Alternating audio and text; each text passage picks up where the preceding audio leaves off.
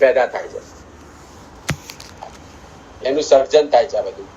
એટલે આપણે મન વચન કાયની જ્યારે પણ કોઈ પણ ક્રિયા કરીએ છીએ, જે પળે આપણે મન વચન ની ક્રિયા, અત્યારે પણ આપણી ક્રિયા ચાલુ જ છે, એટલે જે પળે મન વચન કાયાની પ્રવૃત્તિ કરીએ તે જ વખતે કર્મબંધ થાય છે. અને એ કર્મબંધ પણ 4 રીતે થાય છે. એ 4 રીત: પ્રકૃતિ બંધ, સ્થિતિ બંધ, રસ બંધ અને પ્રદેશ બંધ. આ 4 રીતે કર્મો બંધાય છે. પ્રકૃતિ બંધ એટલે કર્મ કયા સ્વભાવનું. કર્મની અનેક પ્રકૃતિ શાસ્ત્રમાં કીધી છે, પણ એમાં મુખ્ય 8 કીધા છે કે જ્ઞાનાવર્ણીય, દર્શનાવર્ણીય, મોહનીય, વેદનીય, અંતરાય, નામ, પુત્ર અને આયુષ્યકારી. એટલે આ 8 ટાઈપની મેઇન પ્રકૃતિ બતાવી છે. એમાંથી કોઈ પણ પ્રકૃતિનો બંધ થાય છે, કોઈ પણ એક નહીં, બધી સાથે ન થઈ શકે. 8 નો બંધ એક જ વખત થાય, આયુષ્યનો બંધ એક જ વખત થાય. પણ તમે જ્યારે કોઈ પણ કર્મની પ્રવૃત્તિ કરો છો, મન વચન કાયાથી, કોઈ પણ પ્રવૃત્તિ, કોઈ પણ ઉપયોગ, ત્યારે કર્મો બંધ સતત ચાલુ જ હોય છે. એટલે આમાંથી કોઈ પણ પ્રકૃતિ બંધાતી રહે છે, એને પ્રકૃતિ બંધ કહેવાય છે. પછી સ્થિતિ બંધ. સ્થિતિ બંધ એટલે આ કર્મ જે આપણે ગ્રહણ કર્યા છે કર્મના ભૂતકાળમાં, એ ક્યાં સુધી આત્માની સાથે રહેશે એનો કાળ નક્કી થઈ જાય છે. તે જ તમે કાળ પણ નક્કી થઈ જાય છે. પ્રકૃતિ નક્કી થાય છે, કાળ નક્કી થાય છે. આ કર્મ ક્યાં સુધી તમારા આત્માની સાથે જોડાયેલા રહેશે, એને સ્થિતિ બંધ કહેવાય છે. પછી રસ બંધ એટલે કર્મ કેટલી તીવ્રતાથી તમે બાંધ્યા છે, એમાં કેટલી તીવ્રતા છે કે મંદતા છે. એટલે કર્મની તીવ્રતા ને મંદતાને રસ બંધ કહેવાય છે. એ કર્મ જયારે ઉદયમાં આવશે ત્યારે એટલી તીવ્રતાથી જ આવશે, કા એટલા મંદ રસથી આવશે. અને પછી પ્રદેશ બંધ. પ્રદેશ બંધ એટલે ક્વોન્ટિટી, કર્મનો કેટલો જથ્થો તમારા આત્માને ચોટ્યો છે, આત્માના પ્રદેશો પર લાગેલો છે. એટલે કેટલી ક્વોન્ટિટીમાં એ કર્મ તમે ગ્રહણ કર્યા છે. એટલે 4 રીતે બંધ પડે છે: પ્રકૃતિ બંધ, સ્થિતિ બંધ, રસ બંધ અને પ્રદેશ બંધ. પણ બધા જ કર્મો ભોગવવા પડે એવું જૈન દર્શન કહેતું નથી. જૈન દર્શન કહે છે કે આ બધા કર્મનો અબાધા કાળ હોય છે. અબાધા કાળ એટલે શાંતિનો પીરિયડ.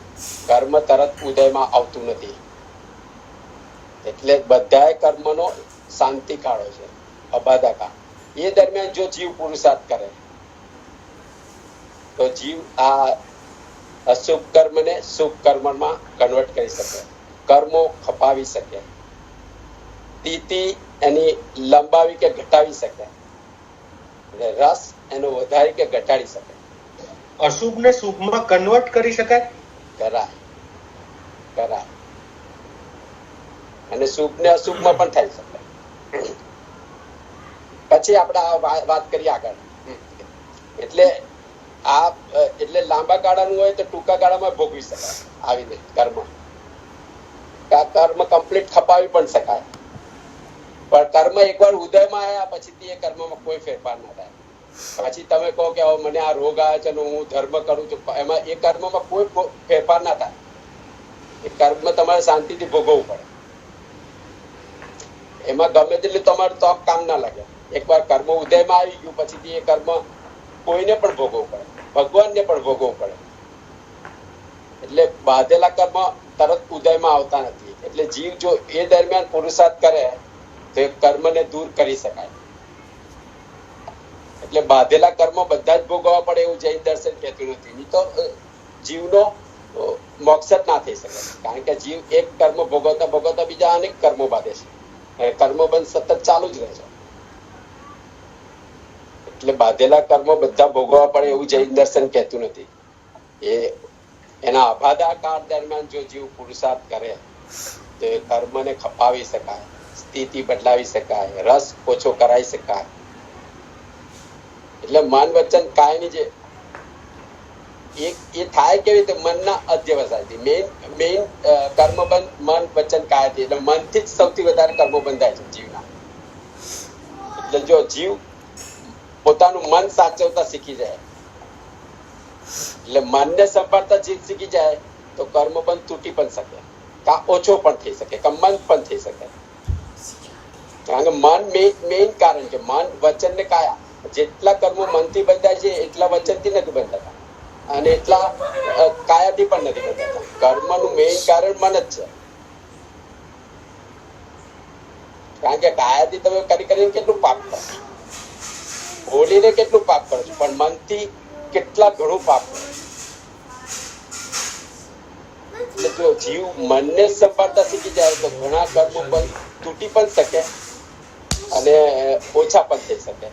એટલે કર્મ જો એટલે જ આપણા ધર્મમાં જે પશ્ચાતાપ, આલોયણા, પ્રતિક્રમણ બતાવ્યું તે શું છે? એના દ્વારા તમે ઘણા કર્મોને નિચરા કરી શકો છો. પશ્ચાતાપ દ્વારા, તત્વ દ્રષ્ટિ દ્વારા, જ્ઞાન દ્વારા. અને આ મનની દશા માટે જ એક દ્રષ્ટાંત પણ આપણા શાસ્ત્રમાં છે, પ્રસન્નચંદ્ર રાજાસિંહ. જે આ મહાવીર ભગવાનના સમયની વાત છે, જ્યારે શ્રેણિક મહારાજા. નયનભાઈ, આપણે તમે કીધું કે મન દ્વારા તમે ઘણા કર્મોને ઓલું પણ કરી શકો, ક્ષય પણ કરી શકો, બરાબર? પણ ઈ શેનાથી થાય? બેઝિકલી તપ ઈ એક જ વસ્તુ છે કે શું કામ કે તમે બીજી કોઈ પણ સારી પ્રવૃત્તિ કરો એનાથી તો સારા કર્મ બંધાય. એનાથી તપ શેના માટે છે ખબર છે? તપ આપણને હજી પૂરી ખબર જ નથી. તપ આપણે ઈચ્છા નિરોધ, એને તપ કીધું છે. તમારી બધી ઈચ્છાઓનો નિરોધ કરવા માટે તપ છે, અને આપણે ખાલી તપની ક્રિયા જ કરીએ છીએ. તપથી ઈચ્છાઓનો નિરોધ થવો જોઈએ. જયારે ઈચ્છાઓ નિરોધ થઈ જાય ત્યારે મન સ્ટેબલ જ થઈ જાય તમારું. બરાબર. જયારે ઈચ્છા રહે નહીં તો મન સ્ટેબલ જ થઈ જાય. મન સ્ટેબલ થાય ત્યારે જ કર્મ તૂટે. મનના વિચારોથી જ આપણે કર્મ બાંધીએ છીએ. તમે જ વિચારો ને, એક મજૂરને કેટલા પૈસા મળે છે, પછી સેલ્સમેન ને એનાથી વધારે મળે છે કે નહીં? અને સીઈઓ ને કેટલા બધા મળે છે? સીઈઓ શું કરે છે? મન જ ચલાવે છે ને ખાલી.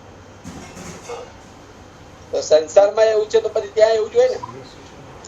એ બરાબર છે, પણ આપણે હવે તમે કીધું કે કર્મ ખપાવવા હોય તો કર્મ ખપાવવા માટે તમે મન સ્ટેબલ કરો કે મનથી તમે ઘણા બધા કર્મ ખપાવી શકો.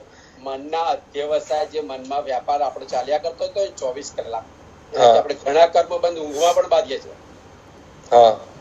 એટલે જો મન જ સુધરી જાય, મનમાં સુખ વિચારો જ રહે, તો કાં તો સુખ કર્મ બંધાય, અને વિચાર વગરનું થઈ જાય ત્યારે કર્મ તૂટે.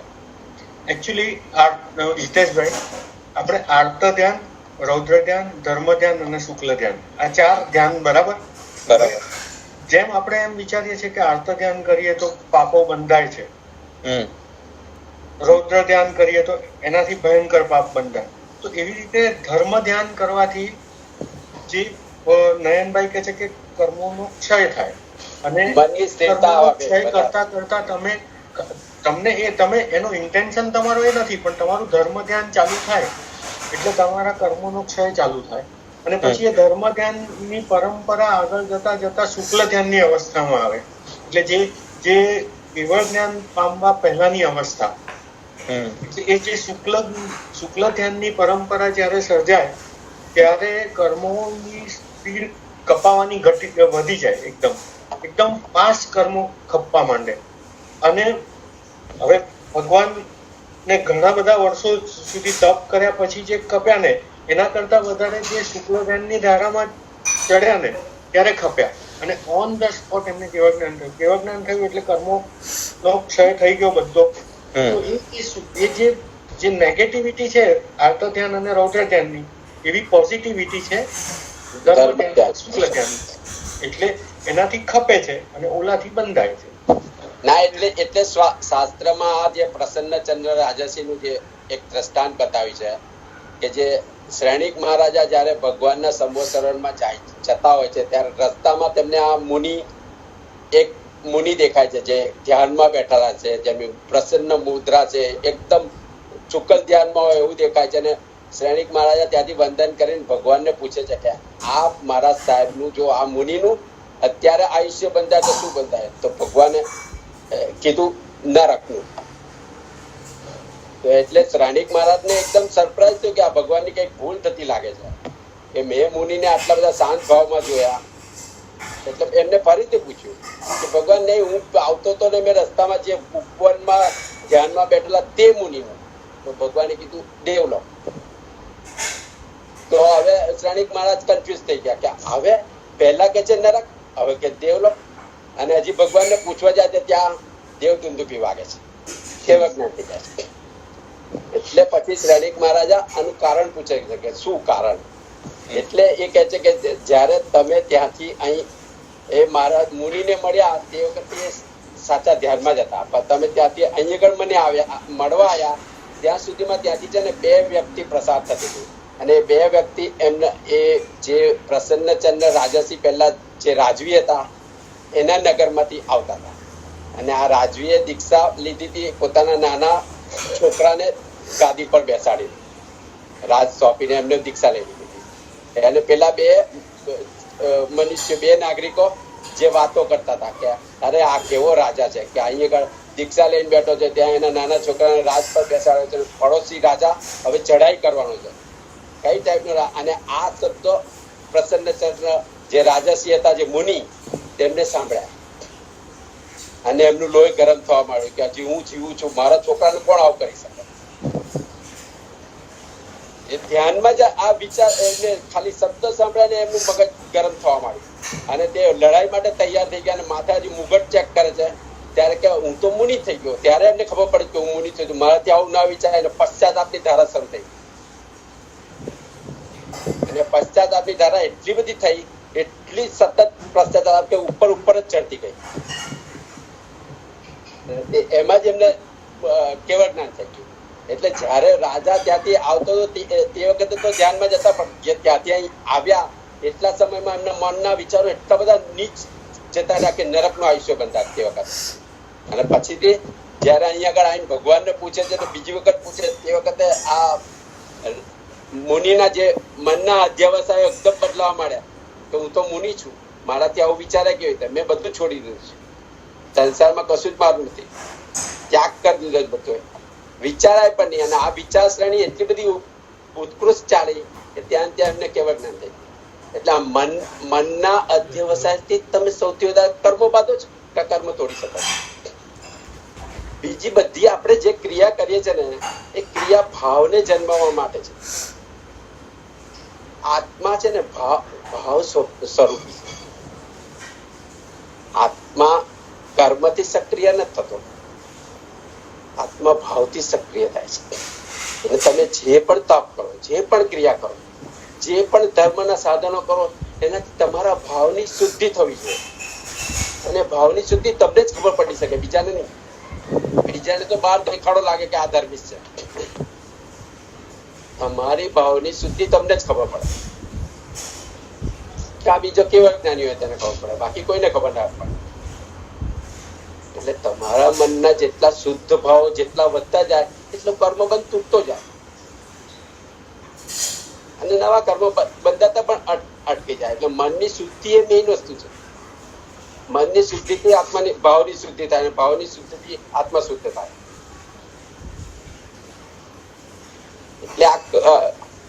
એટલે એવું કહેવામાં આવ્યું છે ને, મન સાધ્યું તેને સઘળું સાધ્યું. આપણે સંસારમાં પણ એવું કહે છે, જેને મન કરે તો સંસારમાં પણ સ્થિર રહી શકે માણસ. એટલે આ જયારે કર્મ બંધ જે વખતે થાય છે તે વખતે આ 4 બંધ પડે છે. પ્રકૃતિ બંધ જે પડે, એટલે દરેક પડે આપણા કર્મ બંધાતા જ રહેતા હોય છે, અત્યારે પણ બંધાય છે. એટલે જે પડે કર્મ બંધ થતો હોય ત્યારે 4 રીતે થાય: પ્રકૃતિ બંધ, સ્થિતિ બંધ, રસ બંધ અને પ્રદેશ બંધ. અને આજ પડે જયારે આ કર્મ બંધાવતા હોય ત્યારે બીજી 4 રીતે પણ કર્મ બંધાય છે, જે કર્મની સ્ટ્રેન્થ નક્કી કરે છે, કેટલું કમજોર છે કે કેટલી મજબૂતી. એ 4 રીત છે: સ્પષ્ટ, બદ્ધ, નિધક અને નિકાચિત. સ્પષ્ટ એટલે અડીને રહેલા, સ્પર્શીને રહેલા, આત્માને સ્પર્શીને રહેલા એવા કર્મ કરો અને સ્પષ્ટ બંધ કહેવાય છે.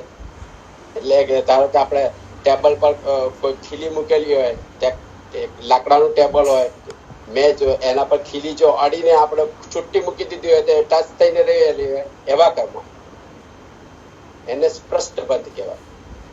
એવા કર્મ જયારે આપણે સહજ પ્રવૃત્તિ કરતા હોય ત્યારે બંધાય, જેમાં કોઈ તીવ્રતા ના હોય, એમાં રસની કોઈ તીવ્રતા ના હોય, એટલે એ કર્મ તૂટી પણ જાય સહેલાથી. તમે સામાન્ય પશ્ચાતાપ કરો એવા કર્મો બધા જતા. એટલે આ કર્મનું બીજું ઉદાહરણ એવું છે કે તમે આપણે દરિયા કિનારે બેઠા હોય ને તમારે દરિયાની રેતીમાં બેસો અને રેતી તમારા કપડાને ચોટે અને તમે ઉભા થઈને એને ખંખેરી નાખો, એવા કર્મો. હાથ લગાવો, થપથપાવો એટલે રેતી નીકળી જાય, એવા કર્મો એ સ્પષ્ટ બંધ કહેવાય છે. બીજા કર્મો બદ્ધ કર્મ.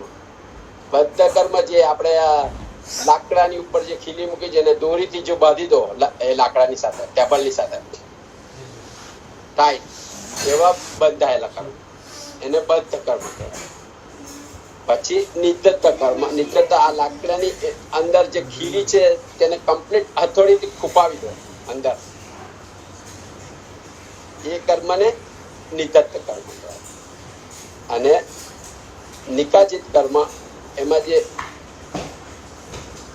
જે આ લોખંડની ખીલી છે એ ખીલીને બીજા લોખંડની સાથે ફર્નેસમાં ઓગાળી દો, એક રસ કરી દો, પછીથી એ ખીલી એમાંથી જુદી પડી ના શકે. એટલે આત્માની સાથે એક રસ થઈ ગયેલા કર્મો કે જે આત્માથી જુદા પડી જ ના શકે એને નિકાચિત કર્મ કહેવાય. અને નિકાચિત કર્મ જીવે ભોગવવું જ પડે. સ્પષ્ટબદ્ધ અને નિદત્ત ત્રણ કર્મનો આબાધાકાળ હોય, એટલે એ આબાધાકાળ દરમિયાન તમે એને ફેરફાર કરી શકો, કપાવી શકો, લંબાવી શકો, ટૂંકાવી શકો, પણ નિકાચિત કર્મ ભોગવવું જ પડે. પણ એને તપથી ઓછો કરી શકાય?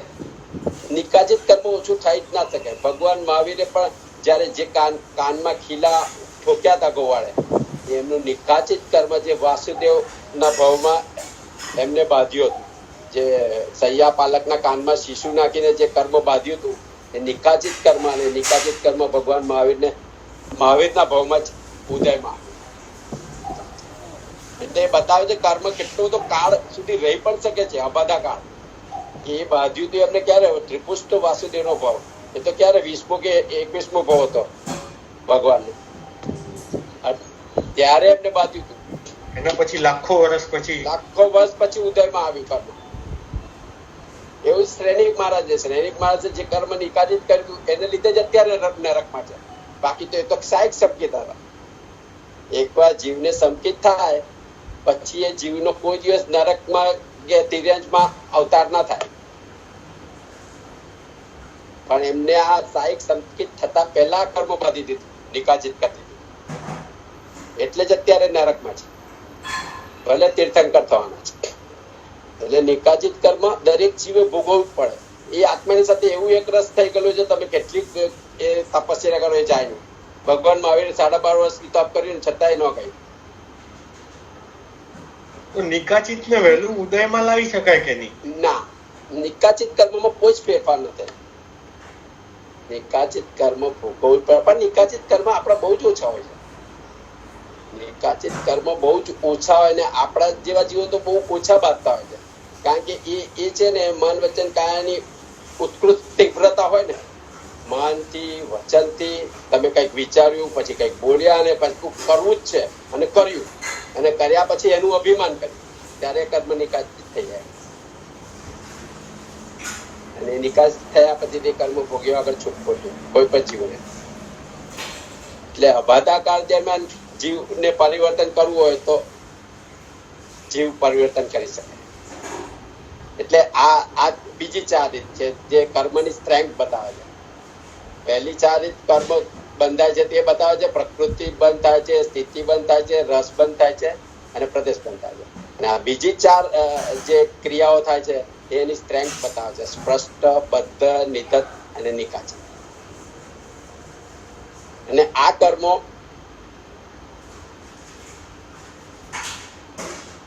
કર્મો અબાધા કાળ દરમિયાન જીવને તોડવા હોય, જીવને જે પુરુષાર્થ કરવામાં બતાવે છે એ પુરુષાર્થ પણ 4 રીતે બતાવવામાં આવે છે. સંક્રમકરણમાં અશુભ કર્મને શુભ કર્મમાં કન્વર્ટ કરી શકાય કે અશુભ ને અશુભમાં કરી શકાય.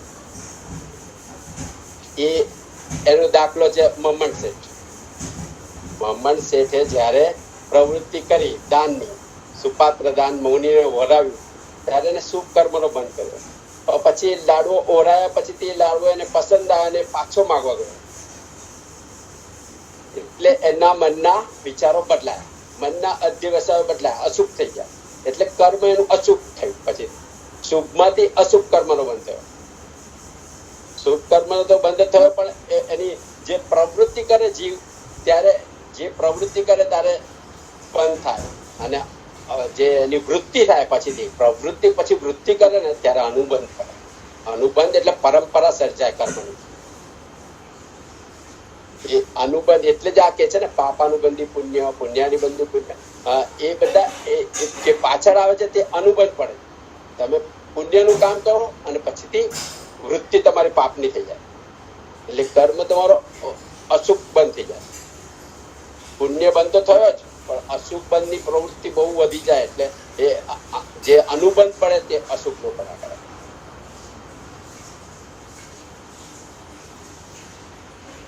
પણ એ તો નયનભાઈ એક સવાલ, એ શુભ કર્મ કર્યું ને પછી અશુભમાં કન્વર્ટ થઈ ગયું, તો એ જ ભાવમાં થઈ શકે ને. જૂનાને તો આપણે ન કન્વર્ટ કરી શકીએ ને. જૂનાને પણ કરી શકાય. જૂના જેટલા ખબર હોય તેટલા કરી શકાય.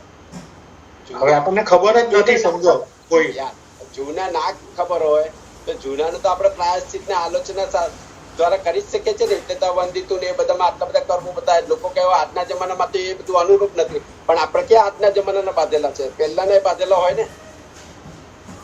જયારે ઘોડા ગધેડા હતા તે કાળમાં બાંધ્યા હોય ને. લોકો આજકાલ એવા આર્ગ્યુમેન્ટ કરે કે અત્યારે ઘોડા ગધેડા એ બધું છે ને, છતાં વંદિતુમાં બધું બતાવવા માંગે. પણ આપણે તો કયા આગલા જન્મમાં એ બાંધેલા હોય તે એના પશ્ચાતાપથી તૂટી શકે, જો એ કર્મ નિકાચિત ન હોય તો. એટલે તો આલોચના કીધી છે, આલોચના કીધી છે. नैन भाई एक क्वेश्चन था, जैसे अभी आप बता रहे थे 4 ध्यान, आर्त ध्यान, रौद्र ध्यान, धर्म ध्यान, शुक्ल ध्यान. मतलब धर्म ध्यान शुक्ल ध्यान के अंदर अच्छे कर्म जुड़ते हैं, आर्त रौद्रात में नीचे मतलब खराब कर्म जुड़ते हैं. क्या ये पॉसिबल है कि हम अपने डे टू डे काम जो करते हैं हम लोग, चाहे वो घर का काम हो, चाहे वो ऑफिस का काम हो, उस समय काम करते वक्त हम धर्म ध्यान में रह सकते हैं क्या? रह सकते हैं ना. हमको पता नहीं चलना चाहिए कि हम क्या काम बुरा कर रहे हैं, क्या बुरा सोच रहे हैं. नहीं, बुरा सोचने का नहीं, अपन काम कर रहे हैं. जैसे ऑफिस, ऑफिस में काम कर रहे हैं तो ऑफिस में आप निर्दोष भाव से भी काम कर सकते हैं ना. उसमें माया मत करो, रोग मत करो, अहंकार मत करो. मंद कसाय से रह सकते हैं. जीव को पता है कि वो राजेंद्र भाई गलत कर रहा है. अच्छा, आप ऑफिस का काम कर रहे हो, आपको एक टास्क दिया गया है कि ये क्लाइंट को आपको अपनी साइड लाना है, समझो. ये एक पोटेंशियल क्लाइंट है, उसको अपना क्लाइंट बनाना है, बराबर. अभी आप उसको 2 तरीके से कर सकते हो. एक तो आप अपनी खूबियां बताते हो कि मेरी कंपनी ये देगी, वो देगी, और आपको ये बेनिफिट होगा, और आपके बेनिफिट में मेरे को इतना ही बेनिफिट होगा, लेकिन आपको ज्यादा बेनिफिट होगा, वो आप समझा सकते हो उसको. एक बात ये है. दूसरी बात ये है कि वो जिससे जुड़ा हुआ है उसकी बुराई करते हैं अपन कि तू यार ये कंपनी का क्यों, इसमें तो तेरे को ये लॉस होगा, ये लॉस होगा. ये दो स्टाइल से आप कस्टमर को तोड़ सकते हो कि तू मेरे से मान ले, तेरा ये फायदा है, या तो उससे लेके तू मर जाएगा. वो एक प्रोस्पेक्टिव से हम समझा सकते हैं. तो ये जो धर्म ध्यान वाली बात है ना, वो ये है कि हमें हमारी अच्छी बात बतानी है कि मेरी कंपनी से डील करके आपको ये फायदा है, दैट्स ऑल. आपका इंटेंशन कोई और अगले की बुराई करना, तो फिर वो आर्त ध्यान फिर उसकी बुराई करते करते अपने दिमाग में बैठ जाता है कि वो तो बुराई है. माया और कपट कुछ चीजें ऐसी होती है ना, अपन श्योर नहीं होते हैं, फिर उसकी बुराई करते करते अपना चिंतन चलता है कि अरे ये तो और भी बुरा है, और भी बुरा है, और भी बुरा है. तो वो बुराई करते करते अपन उसमें निकल जाते हैं। तो दो वेज है अपना डे टू डे वर्क करने का भी। एक नॉर्मल खाली रूटीन में करके अपन अपना जो कर्म बंद होता है पर ऐसा तीव्र नहीं होता है। तो धर्म ध्यान जैसी अवस्था में ही आप आ गए, चलो ठीक है, खाना खाया तो खाया। कभी कभी खाना खाते वक्त अपने को याद भी नहीं रहता कि तीखा था, मीठा था, नमक कम था, क्योंकि ध्यान दूसरी जगह है। ऐसे अपन अपनी डे टू डे प्रवृत्ति में भी मन को शांत रख के अच्छी सोच के साथ करते हैं, वो काइंड ऑफ धर्म ध्यान ही हो गया। शुभ ध्यान में हम रह सकते हैं, लेकिन हम 24 घंटे अर्थ ध्यान में ही रहते हैं। मेरा एक क्वेश्चन है कि जैसे जो दिन के रूटीन हम करते हैं, हमको पता है कि कुछ तो हमारी वो पाप बंद हो रहे हैं, जैसे कि पानी का बहाव हो, कि आग में काम करना हो, कि ऐसे बहुत चीजें, चलते चलते कीड़ी मर गई, बहुत चीजें हैं ऐसी जो कि हमसे होती ही है। तो उसके लिए सुबह शाम जो बताया गया रायदेव से प्रतिक्रमण, उससे क्या हमारे ये जो रोज के जो पाप है बस ऐसे ही नष्ट हो जाते हैं ऐसे प्रतिक्रमण करने से? अगर भाव से करो तो, बाकी तो यांत्रिक आप बोल जाओ तो नहीं होते। नहीं, उसमें दो बात है। कर्म करते समय आपका भाव कैसा था? आप दिया जलाते हो, गैस जलाते हो, चूल्हा जलाते हो, दया भाव है आप में? वो अपन ये जो बोल रहे हैं इंटेंसिटी अपनी कितनी थी, वो एक बात हो गई।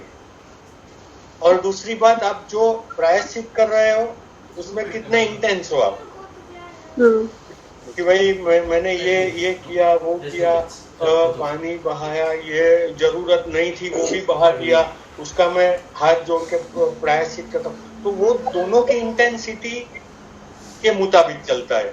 काम करते समय आपका भाव कैसा था? वो एक बात हो गई। और दूसरी बात यह हो गई कि प्रायश्चित करते समय आपका भाव कैसा है। तो दो तरीके से होगा। दो तरीके से हो गया। पर फिर मेरा एक क्वेश्चन इसमें ये है कि भाव पे तो हम लोग कंट्रोल रखते हैं अवेयरनेस के साथ, पर इसके अलावा जो प्रतिक्रमण हम लोग करते हैं, तो प्रतिक्रमण या तो नहीं करो, सिर्फ भाव पे कंट्रोल रख के चलो, प्रतिक्रमण की जरूरत ही क्या है? वो मन के साथ क्रिया से ही भाव आएगा ना। अगर आप भगवान के सामने नहीं जाते हो तो भगवान आपके अंदर भी नहीं आता है, इसलिए भगवान का मंदिर रखा है। अपना क्रिया करोगे तो पता चलता है कि हम एक प्रतिक्रमण कर रहे हैं, और प्रतिक्रमण कर रही हूँ वो पता चलता है, तो क्यों कर रही हूँ वो सवाल अपने आप उठाओ। हाँ, वो मनोवृत्ति थी 22 भगवानों के शासन काल में। वो मनोवृत्ति थी कि जरूरत ही नहीं थी प्रतिक्रमण की।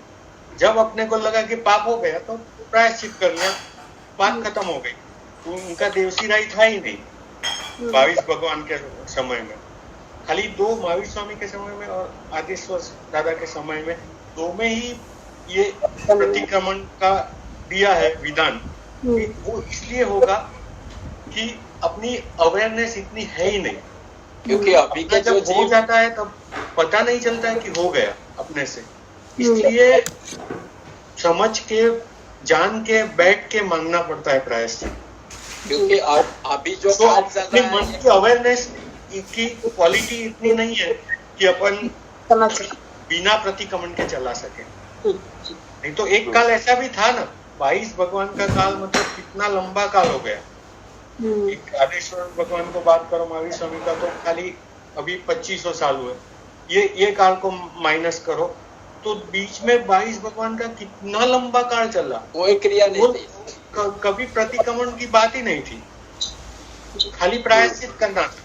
क्योंकि अभी साधु बाहर जाके आता है, गोचरी लेके में आते हैं, तो भी पहले उनको यही करना पड़ता है, प्रायश्चित करना पड़ता है कि वो हलते चलते जाते वक्त, गोचरी लेते वक्त जो भी पाप हो गया उसका पहले वो प्रायश्चित करते हैं। क्योंकि अभी जो जीव है अपनी अवेयरनेस नहीं है, इसलिए ये प्रावधान किया गया है।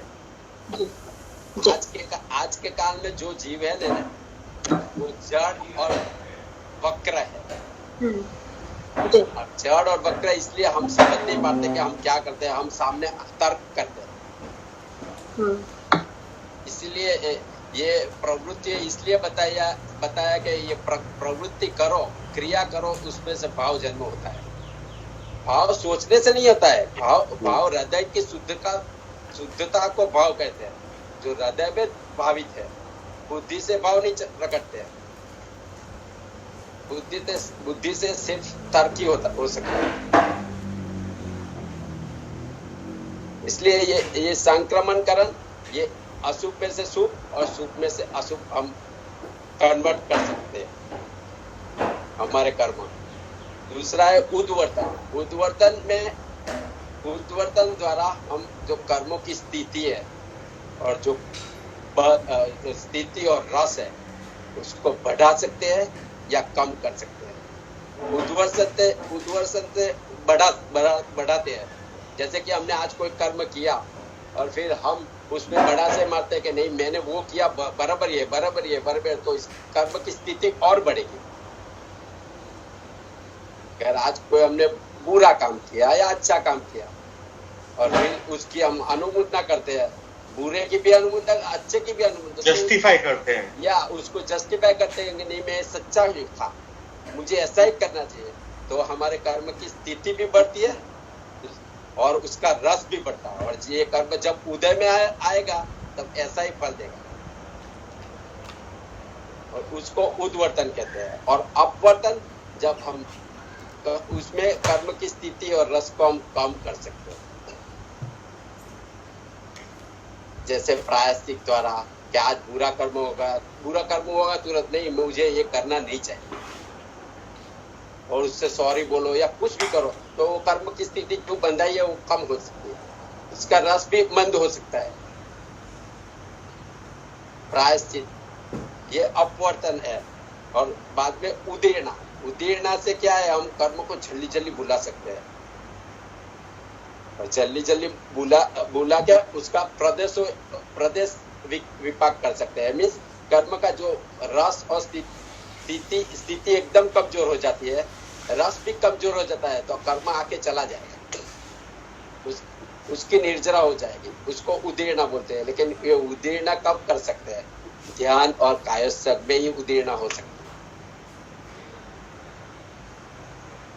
हम लोगों को एक क्वेश्चन होता है राजेंद्र भाई साहब, कि ये साधु संत है, इतना अच्छा जीवन जीते हैं, फिर भी उनके यहाँ ये रोग क्यों आया?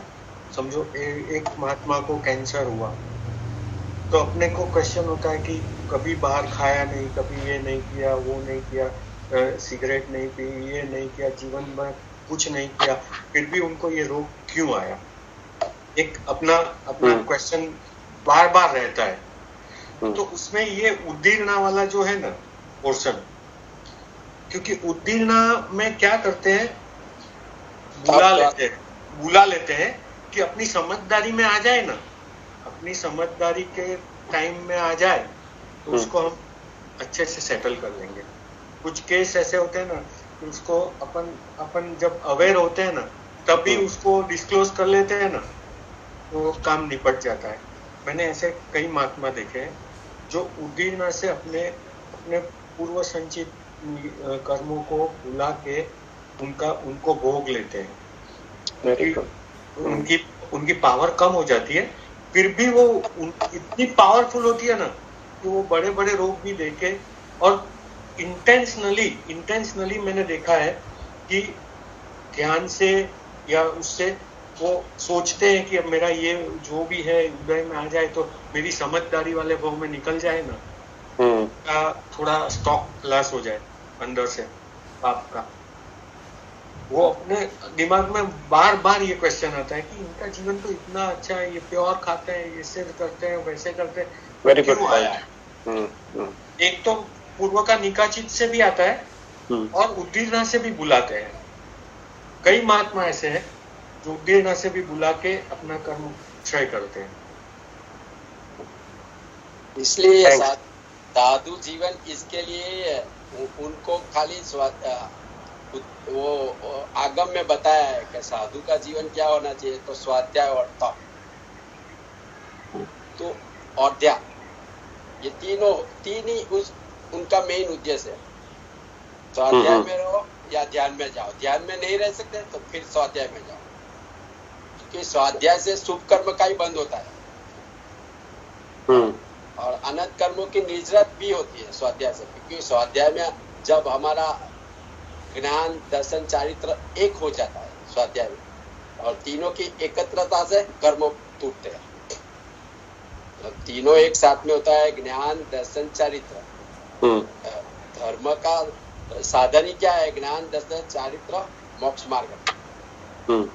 तो जब स्वाध्याय में आप रहते हैं तब आपका दर्शन भी स्वाध्याय में है, श्रद्धा है इसलिए आप ज्ञान की आराधना करते हैं, और इस श्रद्धा और ज्ञान की आराधना से आपका आचरण भी वो समय वैसा ही रहता है। ओके, तो तीनों जब एकत्र हो जाते हैं तब कर्म भी टूटते हैं, और जो कर्म बंद होता है वो सुख कर देता है। और ये स्वाध्याय से हम ध्यान में जा सकते हैं, क्योंकि स्वाध्याय में अभी देखो कि एक शब्द पे हम अटक गए कि ये उदीर्णा क्या है, उदीर्णा क्या है, उसमें हम सोचे कि उदीर्णा हम कैसे कर सकते हैं, और उसमें अटक गए तो उसको ध्यान बोलते हैं। और ये ध्यान में अनंत कर्म टूट जाते हैं, और ध्यान से आगे बढ़ते हैं, जब आत्मा में जाते हैं तो काय सोग हो जाता है, शरीर को भूल के, और काय सोग में अनंत कर्म आके चले जाते हैं। वैसे ही कोई इसकी स्थिति का, कोई रस का कोई असर नहीं होगा, सीधा प्रदेश से आत्मा के प्रदेश से वो कर्म वैसे ही निजरा हो जाएंगे।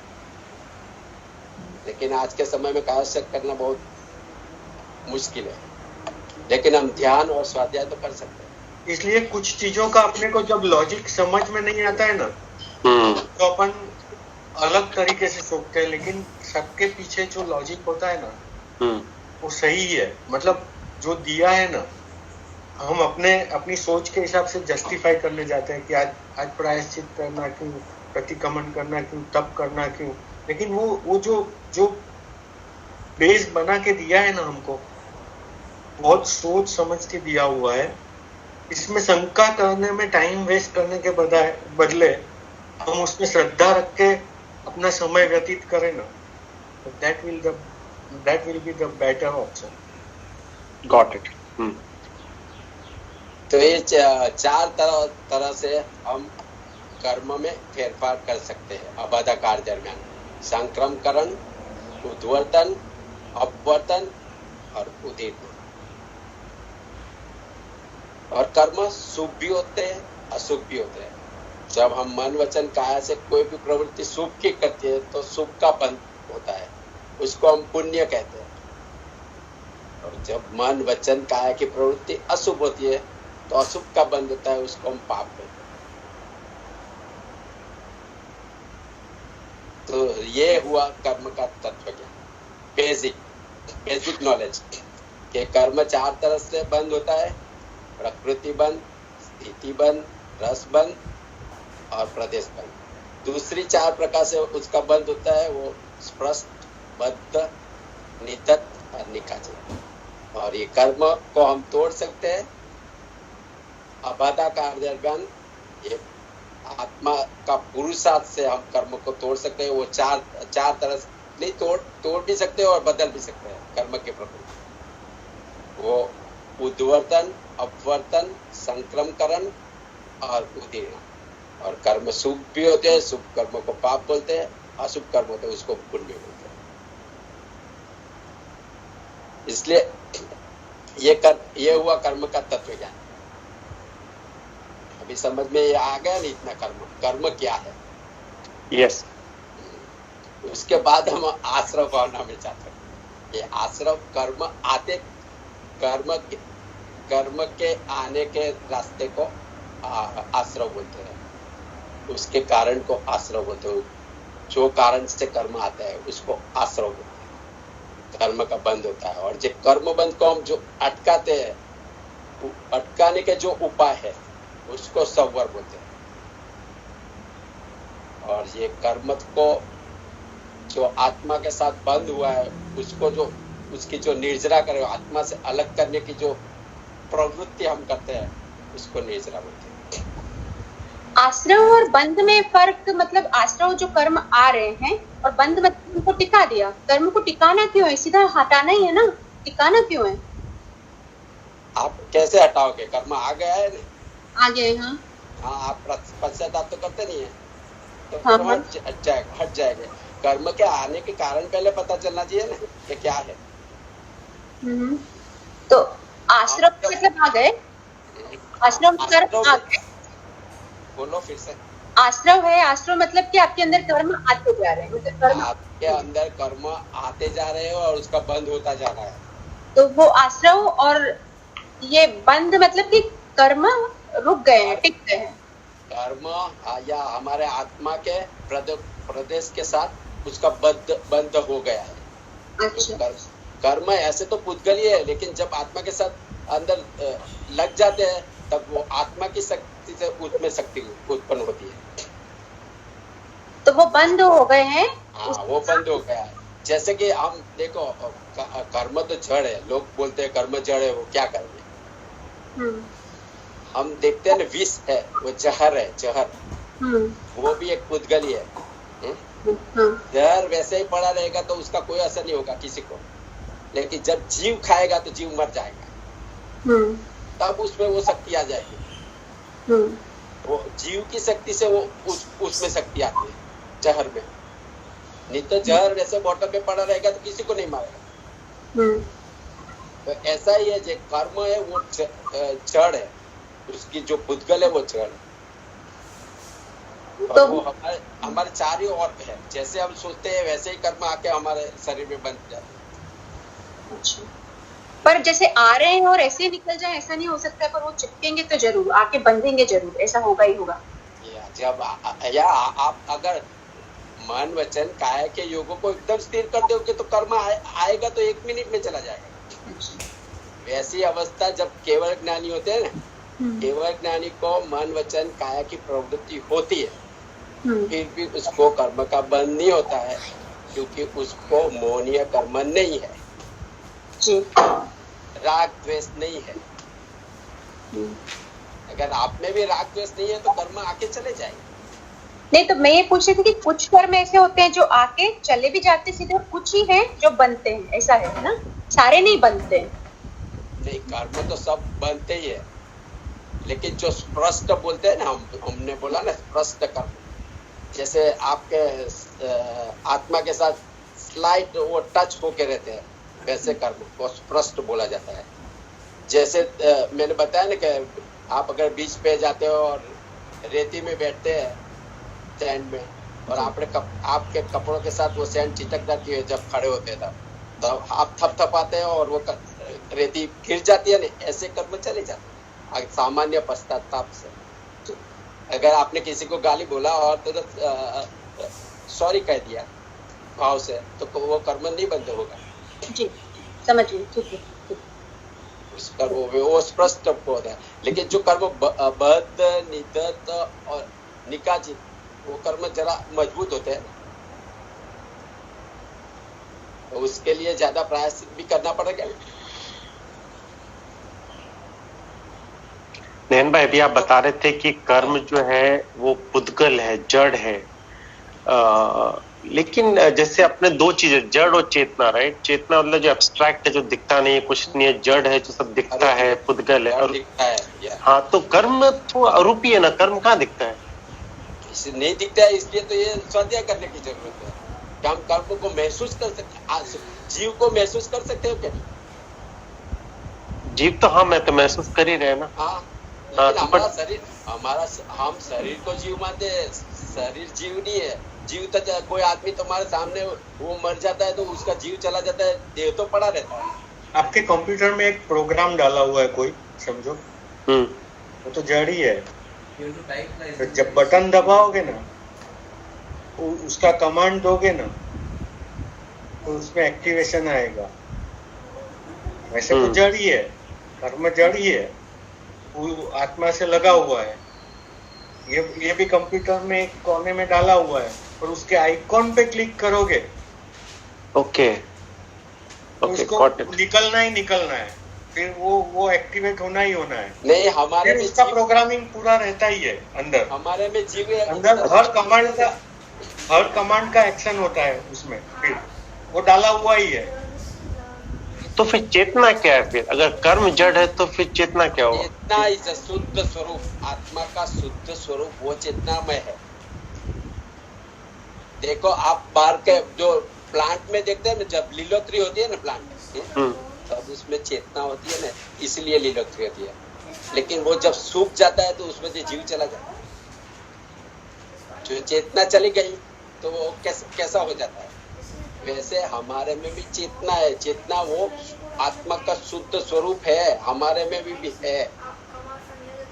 लेकिन हमारे कर्म इतने ज्यादा है कि कर्म के आवरण से वो अंदर ही बंद हो गया है, वो बाहर नहीं आता है। आत्मा का अनंत शक्ति है, जो शक्ति है ना वो भी अनंत ज्ञान है। वो जो ज्ञान में दशा हमारी है ना, वो भी आत्मा की वजह से है। जब आत्मा इस शरीर से अलग हो जाता है तो हमारा शरीर कुछ सोच नहीं सकता।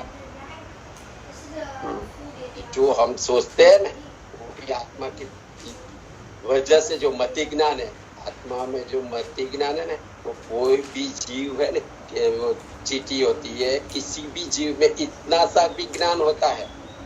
अक्षर के आनंद भाग का ज्ञान भी उसमें भी होता है। इसलिए तो हमको बोला गया है कि ये कंदमूल को मत खाओ। उसमें भी असंख्य जीव है, हमारा जीव भी वहां से ही आया है।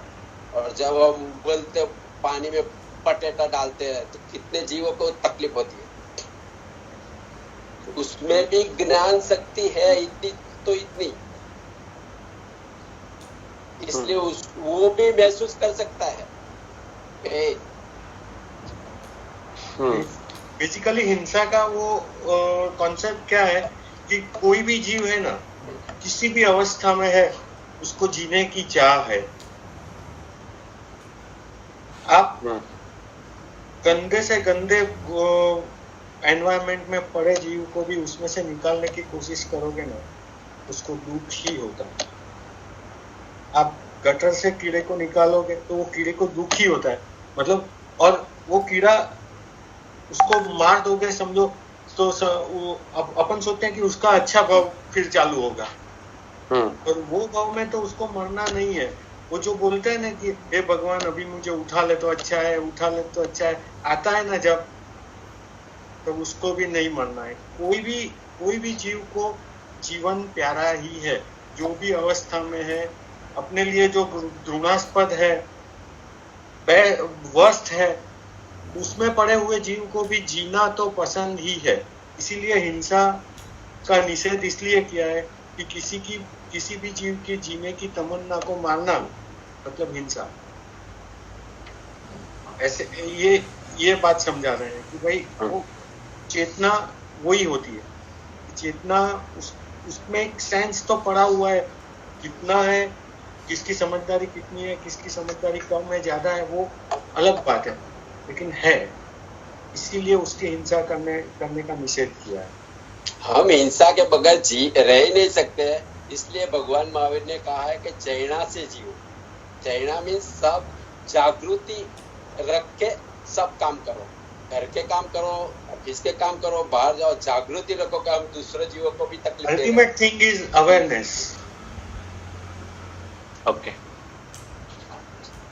Got it. ओके, सो ये हुआ हमारा कर्म का तत्व ज्ञान। अभी नेक्स्ट टाइम चालू करेगा आश्रम भावना। संदीप भाई चालू करो। ओके, सूत्र का अर्थ देख रहे थे हम। अभी हमें जय वीराय सूत्र लेना है। जय वीराय सूत्र 19वां सूत्र है डेरावासी संप्रदाय में, और उसको प्राणिधान सूत्र भी बोलते हैं। प्राणिधान मतलब प्रार्थना। प्रार्थना का जो सूत्र है उसको हमें मुक्ता सुक्ति मुद्रा में ऐसे करके हाथ को अपने मस्तिष्क पे लगा के भगवान से मांगना है। एक्चुअली जैन शासन में मांगने की बात को तो निषिद्ध किया गया है। कोई भी चीज हम मांग नहीं सकते। मांगना मतलब पाप का कारण है। प्रभु से भी मांगना कि अपना ये हो जाएगा तो चलो ये कर देंगे, 100 रुपये का प्रसाद चढ़ा देंगे, अपना ये काम हो गया तो ये कर देंगे, या उसके बदले में ये धर्म का अनुष्ठान करेंगे, वो भी एक सांसारिक सुखों के लिए मांगना पाप ही है। पर ये जो मांग रहे हैं भगवान से, वो सांसारिक जीवन को भी इम्प्रूव करने के लिए मांग रहे हैं। ये मांगनी जो भगवान से कर रहे हैं जय विराय सूत्र में, वो हमारी लाइफ की क्वालिटी और इम्प्रूव करने के लिए। देखते हैं क्या मांगते हैं। और आत्मा की शुद्धि के लिए भी है। आत्मा की शुद्धि का प्रयोग करने के लिए ही ये मांगना है, इसलिए मांगना है। और वो भी ऐसे मुक्ता सुत्ती मुद्रा में मांगना है। 8 चीजों की मांगनी पहले प्रभु से करते हैं। और ये सूत्र में कुल 13 चीज की मांग करते हैं भगवान से। उसकी पहली 2 गाथाएं हैं ना, गंधर्व भगवंतों ने रची है, और पीछे वाली 3 गाथाएं बाद में ऐड की गई है ज्ञानी पुरुषों के द्वारा। तो पहले में है कि जय वीराय जग गुरु हो मम उह पवाओ वैवम भव नित्यो मग्गानुसार्या इत्थ फल सिद्धि। जय वीराय, हे वितराग परमात्मा, आपकी जय हो। हे जगत के गुरु, हे जगत गुरु, आपकी भक्ति के प्रभाव से हे भगवान मुझे क्या चाहिए? तो मुझे चाहिए भव निर्वेद। भव निर्वेद मतलब ये जन्मों जन्म का पैदा होना मरना, ये जो भव चल रहे हैं ना, उससे निर्वेद मतलब उससे कंटाला चाहिए मुझे, उससे थाक लगना चाहिए। निर्वेद कंटाला आना चाहिए, बोरिंग लगना चाहिए मुझे कि चलो ये मर गए वापिस पैदा हो गए, मर गए वापिस पैदा हो गए।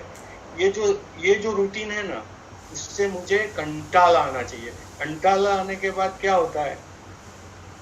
कंटाला आने के बाद हम कोई क्रिएटिव नया सोचते हैं। उसको थाक लगना चाहिए, वो थाक लगना चाहिए, थकान होनी चाहिए कि भाई ये क्या पैदा होना और मरना, पैदा होना और मरना।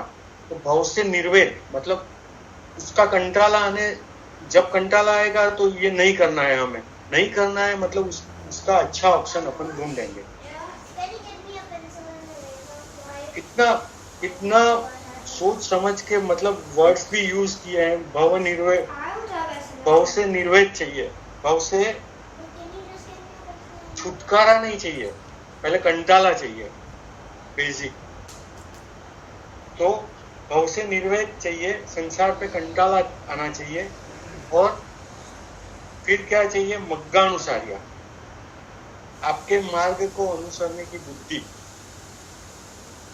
सबसे बड़ी बात है मार्गानुसारिता।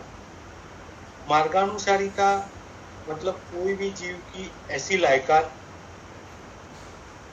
जो धर्म करने के लिए लायक बनाए। मार्गानुसारी के 35 गुण हैं।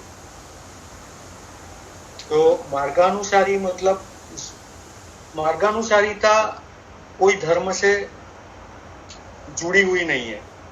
मार्गानुसारिता मतलब एक अच्छा इंसान, और अच्छा इंसान बन के फिर जब धर्म का बीज आएगा तो फटाफट से उसका वो कल्याण यहाँ बैठ जाएगा, अपना वो वृक्ष के रूप में आ जाएगा। पर वो भूमि जो जिसमें अब हमें बीज डालना है, उसको पहले क्या करना पड़ता है? उसमें जो एक्स्ट्रा छोटे छोटे घास फूस लगे होते हैं उसको पहले निकालना पड़ता है, फिर वो भूमि को सॉफ्ट करना पड़ता है। मार्गानुसारिता से मन प्रदेश की भूमि को सॉफ्ट करते हैं पहले, फिर धर्म का प्रवेश होगा। किसी भी धर्म के आने से पहले हमें मार्गानुसारी बनना है, मार्ग को अनुसरने वाला। हमारा राग द्वेष बंद होना चाहिए। थोरो जेंटलमैन बोलते हैं कि किसी को बोलते हैं कि बहुत बढ़िया आदमी है, उसको किसी का लेना नहीं है, किसी का खाना नहीं है, किसी का वो नहीं करना है, मतलब वो कोई धर्मी आदमी भी नहीं है, फिर भी उसके बारे में अपनी राय अच्छी रहती है, वो मार्गानुसारिता है।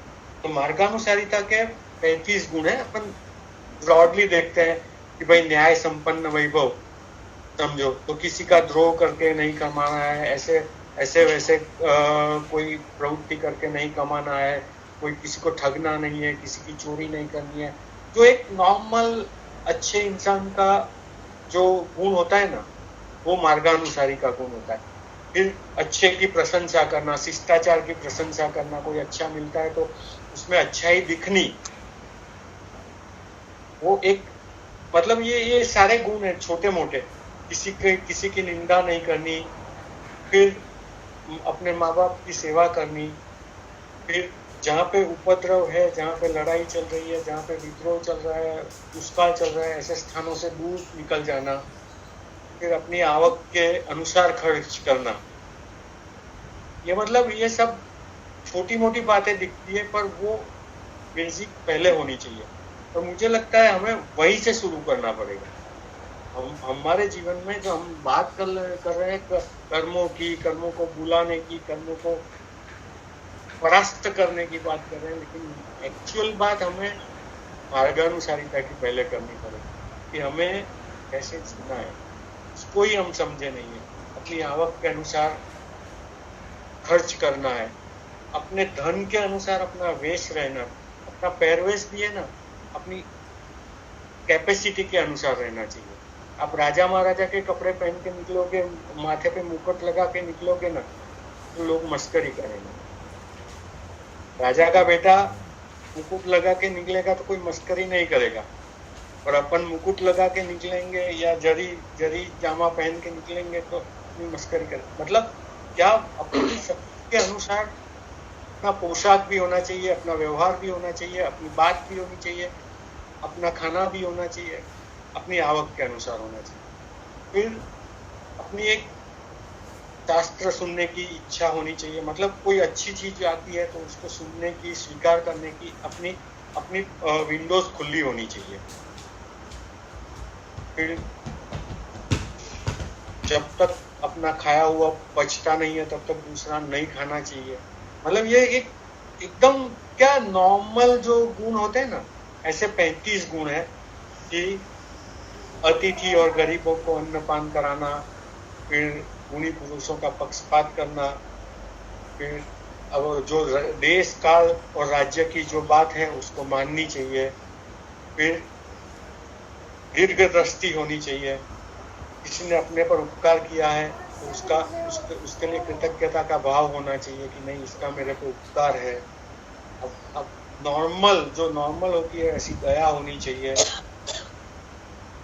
तो ये सारे जो गुण है ना, वो आने से पहले धर्म नहीं आ सकते। वो सारे गुणों को अपने अंदर आने के लिए हम प्रभु से प्रार्थना करते हैं कि मुझे मार्गानुसारिता दो, मार्ग को अनुसरने की बुद्धि दो, और इच्छित फलों की सिद्धि दो। इच्छित फल मतलब ये छोटा मोटा काम नहीं। इच्छित फल मतलब अपना तो लक्ष्य जो भी है मोक्ष है, तो मोक्ष की सिद्धि दो, इष्ट फल सिद्धि। तो हे प्रभु, आपका जय हो, आप जगत के गुरु हैं और आपके प्रभाव से मुझे संसार में जीने मरने से कंटाला आए, मार्ग को अनुसरने की सद्बुद्धि मिले और इच्छित फल की प्राप्ति हो। इष्ट फल सिद्धि। फिर इष्ट फल सिद्धि मतलब मुझे इष्ट फल की सिद्धि में रोग में समाधि होनी चाहिए। अपना जो जीवन व्यवहार चल रहा है वो आजीविका में भी अपने मन को समाधि होनी चाहिए, देवों का दर्शन मिलना चाहिए, दान करने की भावना होनी चाहिए। इस तरीके का जो छोटा मोटा बेसिक है ना, वो सारे गुण आए, ऐसी प्रभु से प्रार्थना करते हैं। फिर लोग दूसरी गाथा में बोलते हैं, लोग विरुद्ध चाहो गुरुजन पुआ परत्थ कर्णंच तुह गुरु जोगो तव्वेण सेवना आवो मुखंडा। लोक विरुद्ध नो त्याग। जो नॉर्मल रूटीन में जो लोक व्यवहार है उससे विरुद्ध वर्तन का त्याग करना है। लोग मतलब क्या है, धर्मी जनों की हंसी करते हैं, मस्करी करते हैं, निंदा करते हैं, ईर्ष्या करते हैं, लोगों की फिर अपने देश का जो आचार विचार है, कायदा कानून है, उसका भंग करते हैं। दूसरे को दुखी देख के हमको आनंद आता है। ये सब लोक विरुद्ध के कार्य हैं। ऐसे लोक विरुद्ध के कार्य को त्याग करना है। लोक विरुद्ध का कार्य करने वाला हमेशा सजा ही पाता है। इसलिए लोक विरुद्ध का कार्य हमारे जीवन से निकल जाए, ऐसी भगवान से प्रार्थना करनी है। क्या मांगा? भव से निर्वेद, अंटाला।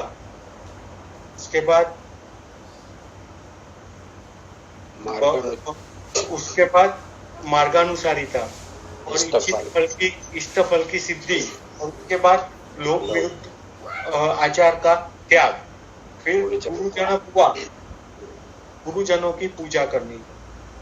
माता पिता जो गुरु मतलब जिनके हम पर उपकार है, वो सारे धर्म गुरु ऐसे नहीं, पर जो लोग अपने पर उपकारी है, अपने से पूज्य है, वो सारे गुरुजनों का सम्मान करना, आदर करना, उनकी निंदा कुचली नहीं करनी, उनकी मस्करी नहीं करनी, उनको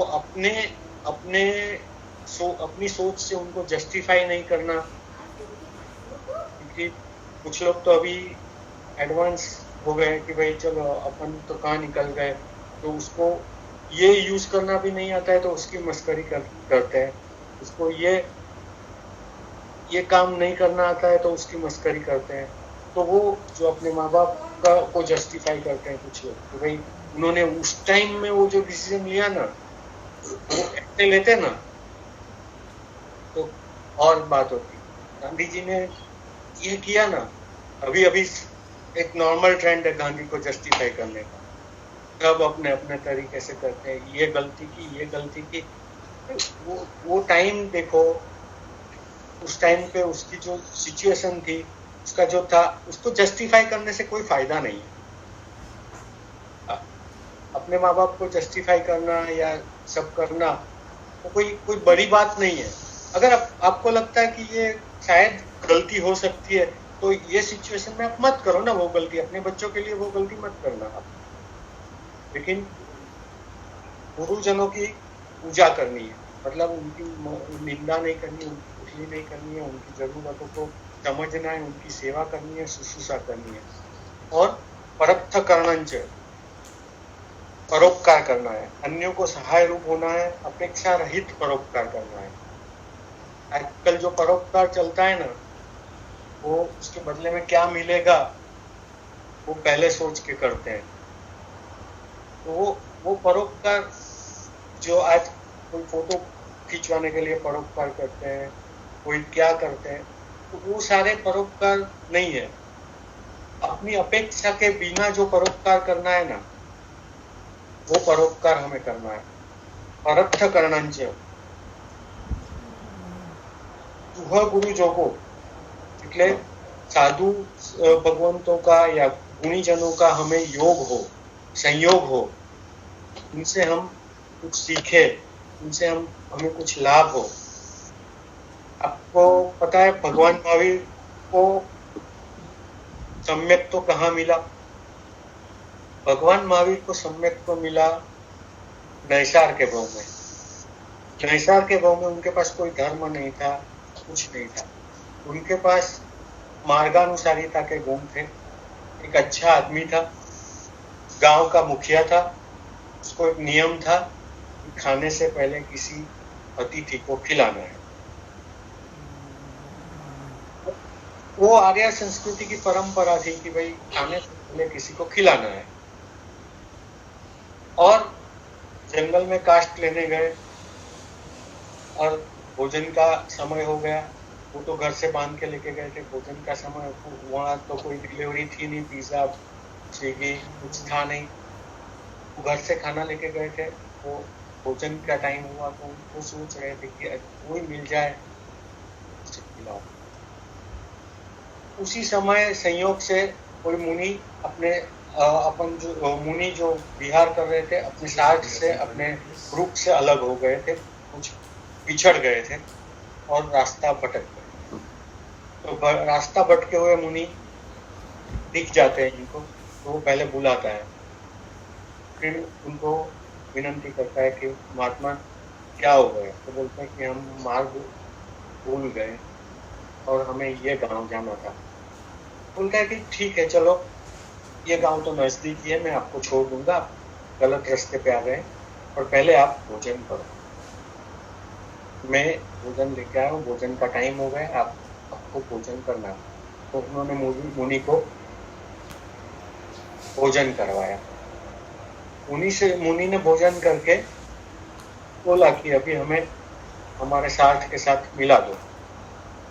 बोलता है चलो मैं आपको रास्ता दिखा देता हूँ। तो वो साथ में धीरे धीरे चलने लगा। तभी मुनि भगवान ने बोला कि तूने मुझे द्रव्य से मार्ग दिखाया है, रास्ता दिखाया है, तो मैं आपको भाव से मार्ग दिखाना चाहता हूँ। तो मुनि ने भाव मार्ग दिखाया, इन्होंने द्रव्य मार्ग दिखाया। बातें करते करते मुनि ने उनसे नमस्कार महामंत्र दिया या धर्म का मर्म समझाया। लोग रुजु थे, ये मार्गानुसारी था, उसकी भूमि बीज ग्रहण करने के लिए तैयार थी, इसलिए वो भूमि में मुनि ने धर्म का बीज डाला और वो वहीं पे समझी को प्राप्त किया। और संगीत प्राप्त करने के बाद का मोक्ष निश्चित हो गया। खाली ये सामान्य लोक व्यवहार के गुणों से भी उनको संगीत को मिला। तो वो लोक व्यवहार के गुण और छोटी मोटी बातें मांगी है वो जय विराय सूत्र में कि गुरुजन पुआ और परोपकार करना, परत्थ कर्ण, गुरु पर योग होना, उनकी सेवा करना, गुरु के वचन की सेवा करना, गुरु की सेवा करना और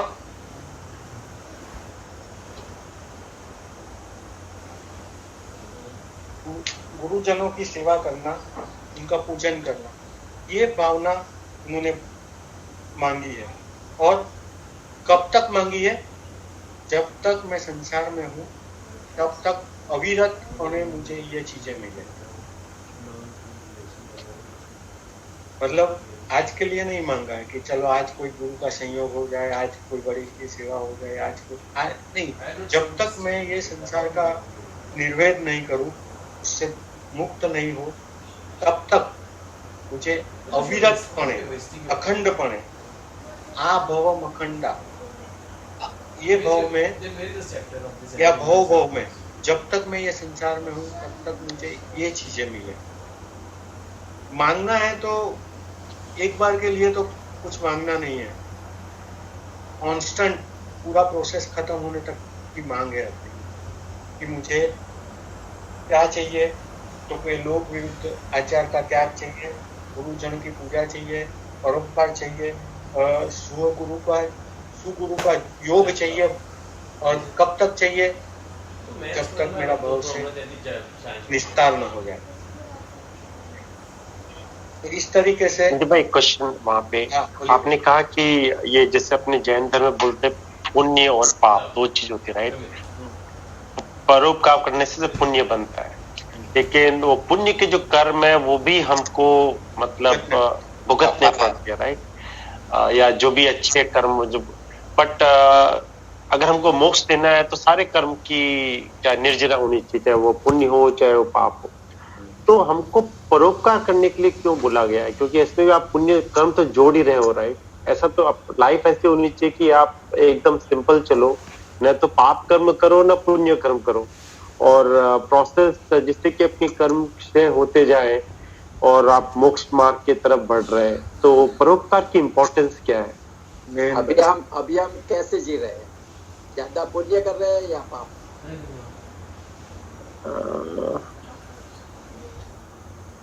वो मुश्किल है कहना, राइट? पाप में ही है हम पाप में, ज्यादातर पाप में ही है। तो अशुभ कर्म ज्यादा है।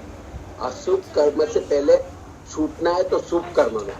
ये अपना अहंकार है कि एक्सेप्ट नहीं करता है, लेकिन इसलिए मुश्किल लगता है। शुभ कर्म से हमको सब ऐसी धर्म की सुविधा ज्यादातर मिलेगी। हमारा ये भाव में तो मोक्ष होने वाला नहीं है, हमारी उतनी वो है नहीं, हम खाली बोलते हैं, पुरुषार्थ हमारा कुछ नहीं है। तो पहले पुरुषार्थ अशुभ में से शुभ में आओ। ओके। अगर आपके पास ज्यादा पैसे है तो आप दान करके छूट जाएंगे कि नहीं, लेकिन ज्यादा डेप्ट है तो वो भरना ही पड़ेगा। नहीं, एक वो बात भरना ही पड़ेगा। ऐसे अशुभ कर्म भुगत नहीं आपको शुभ कर्म जल्दी से छूट सकते हैं। नहीं, आपको समझो किंडरगार्टन में एडमिशन मिला, आप होते हैं किंडरगार्टन में एडमिशन मिला, आपका टारगेट है मास्टर्स करना, बराबर है? टारगेट तो मास्टर्स करना है, तो फिर ये अ ब क ए बी सी उसमें क्यों टाइम बिगाड़ते हो? वो सब स्टेपिंग स्टोन्स है, स्टेप बाय स्टेप ही आगे बढ़ा सकता तो है। ये जो परोपकार भी है ना, वो स्टेपिंग स्टोन है आपकी मन की भावनाओं को, आपकी मन की भूमि को लायक बनाता है। ओके। ये अब हम सोचते हैं कि इसमें बीज डाल के वृक्ष उगाने वाला है, ये गेहूं का दाना डाल के गेहूं उगाने वाला है, तो ये पहले जमीन खोद क्यों रहा है? या पथरा जमीन में तो उग ही नहीं वो सकता। ट्रैक्टर लेके पूरा मतलब खोद क्यों रहा है, उसको सॉफ्ट क्यों कर रहा है? क्योंकि वो सॉफ्ट भूमि में गेहूं का एक दाना जाएगा, उसके ऊपर पानी जाएगा, सारा प्रोसेस होगा, उसके बाद उसको प्रिजर्व करेगा, उसको संभालेगा, उसकी रखवाली करेगा, उसके बाद 3 महीना 4 महीना और रबी की फसल आएगी, वो गेहूं निकालेगा और 1 का 1000 दाना निकालेगा। पर 1 का 1000 करने के लिए पहले भूमि को अच्छा करना पड़ता है, फिर एक दाना डालना पड़ता है, इसको संभालना पड़ता है। उसको ऐसे छोड़ के नहीं जा सकते, दाना डाल दिया और घर चले गए, ऐसे नहीं चलता है। उसके इंटरवल से, रेगुलर इंटरवल से पानी भी देना पड़ता है, फिर बाहर आ जाए तो चिड़िया चुग ना जाए, वो भी ध्यान रखना पड़ता है ना। तो वैसे ही धर्म का बीज और उसका पालन करना सारे पड़ता है। प्रोसेस है। Got it, understood. I want to add something. या મેં આ સેમ પ્રશ્ન પહેલા કર્યો હતો કોઈ મહારાજ સાહેબને, તો એમણે એમ સમજાવ્યું હતું, similar two kindergarten versus masters, એમણે એમ સમજાવ્યું હતું કે મહારાજ સાહેબ કદી પરોપકાર ને ન કરે, એટલે એ લેવલ મહારાજ સાહેબ નું છે કે એ સારું કર્મ પણ ન બાંધે ને ખરાબ. સમજ છે તો સંસારમાં છીએ એટલે we are working like kindergartners. They have reached masters, so they can afford to, or they are supposed to not even do એ સમ્યક દર્શન લેવલ પર પહોંચી ગયેલા છે, પછીથી જે સમ્યક દર્શન પર પહોંચી ગયા એને આત્માનો અનુભવ હોય ને એ આત્માની અંદર જવા માંગતા હોય, પછી એના માટે કોઈ સંસાર ના હોય। ये छोटी चीजें होती है ना जो हम याद रखने, वार्ता रे वार्ता बाबा ढोल चलता, ऐसे जो आते हैं ना, वो छोटे मोटे वो चीज को याद करने के लिए मास्टर्स हो जाने के बाद वो याद नहीं करता है कि वार्ता रे वार्ता, एक छोकरो रिसाणो कोठी पाछळ संतानो, जरूर नहीं है उसकी। ये तो खाली अपने को इंटरेस्ट पैदा करने के लिए, अपने को समझने के लिए बेसिक में चाहिए। फिर मास्टर्स करने के बाद भी अरे यार तेरे को तो वो मोस्टली आप मास्टर्स करने वाले को पूछोगे ना कि हिंदी का कक्का 12 कड़ी बोलो, तो क के बाद ख आएगा, ख के बाद ग आएगा, सबको थोड़े आगे जाके लोचा लबाजा चालू हो जाता है सबका। इसलिए मोक्ष मार्ग के वो सीखा पहले वही है, पर अभी उसको वो याद नहीं है। उसकी भूमिका बन गई, फिर वो आगे जाता है, वो उसमें अटकने की भी जरूरत नहीं है अपने को, वो परोपकार में अटकने की जरूरत नहीं है, दुनिया के छोटे छोटे कामों में अटकने की जरूरत नहीं है, पर वो स्टेपिंग स्टोन तो है ही, उसे एक्सेप्ट करना ही पड़ेगा। जब तक हमारा सम्यक दर्शन नहीं होता है तब तक ये सब ट्रायल करना ही पड़ता है। इससे पहले अपनी भूमिका नहीं बनेगी, तो वो अखंडपणे संसार में जब तक हम हैं तब तक ये चीजें हमें चाहिए। वारिच्य जय नियाण बंधनम वीराय तु समय कवि मम उच्च सेवा भवे भवे तुम चलनम। हे वितराग, તમારા સિદ્ધાંતમાં જો કે નિયાણું બાંધવું નિષિદ્ધ છે, तो पण મને જન્મો જન્મમાં તમારા ચરણોની સેવા પ્રાપ્ત હોજો। जैन शासन में किसी भी चीज का बार्टर करने का निषेध है। और जो जो चक्रवर्ती होते हैं, वासुदेव तो 100% ऐसे ही बनते हैं। वासुदेव जो होते हैं 3 खंड के राजा होते हैं, वो एक अपने तप या उसके बल से एक नियाना करते हैं। मतलब वो एक चीज मानते हैं कि मेरे तप का ये प्रभाव हो तो मुझे जगत का सम्राट न हो, ये मांगते हैं और मांग के लेते हैं। इसलिए उनका नेक्स्ट भाव होता है नरक ही। नरक जो वासुदेव होता है, चाहे कृष्ण हो, चाहे लक्ष्मण हो, चाहे जो भी वासुदेव हो, वो सारे नरक में जाते हैं, क्योंकि उन्होंने अपने जो पुण्य का जो भंडार भरा था ना, वो सारा उन्होंने बे के सामने चक्रवर्ती पना या वासुदेव पना मांग लिया। तो ऐसे ये मांगने का हमें निषेध है कि भाई चलो मैंने ये होली कर ली है तो मेरा ये काम हो जाए, या तो मैंने मासक शमन किया है और उसके बदले में मुझे ये मिल जाए, मैंने वर्षी तप किया है उसके बदले में मुझे ये मिल जाए। वो मांगने का हमें निषेध है। और निषेध मतलब स्ट्रिक्टली प्रोहिबिटेड। और क्या हो जाता है, कभी भगवान महावीर के भाव में भी आता है कि वो बड़े तपस्वी थे और मासक शमन के बहाने मासक शमन कर रहे थे, सब अच्छे से चल रहा था। और मासक शमन के पालने पे मासक शमन करते हैं तो काया थोड़ी दुर्बल हो गई है, तो भी जा रहे थे तो किसी बैल ने धक्का दिया और मुनि गिर गए। तो जो कजिन्स है ना, जो जेलस होते हैं, सबके होते हैं, मतलब तो वो लोग हंसने लगे कि तू यार पहले हमें हरा देता था हर चीज में, और आज एक गाय ने तुझे गिरा दिया। तब मुनि का अहंकार आया, उन्होंने सोचा कि ये गलत हो गया। तो वो मांगते हैं कि मेरे तप का, ये मेरे मासक शमन के पालने को मासक शमन, सैकड़ों मासक शमन किए, उसका जो कोई फल है, मुझे जगत का सम्राट बनाना, चक्रवर्ती बनाना। और वो चक्रवर्ती, क्योंकि वो उनका तप का प्रभाव भी ऐसा होता है ना कि वो मांगते हैं तो मिलता भी है उनके।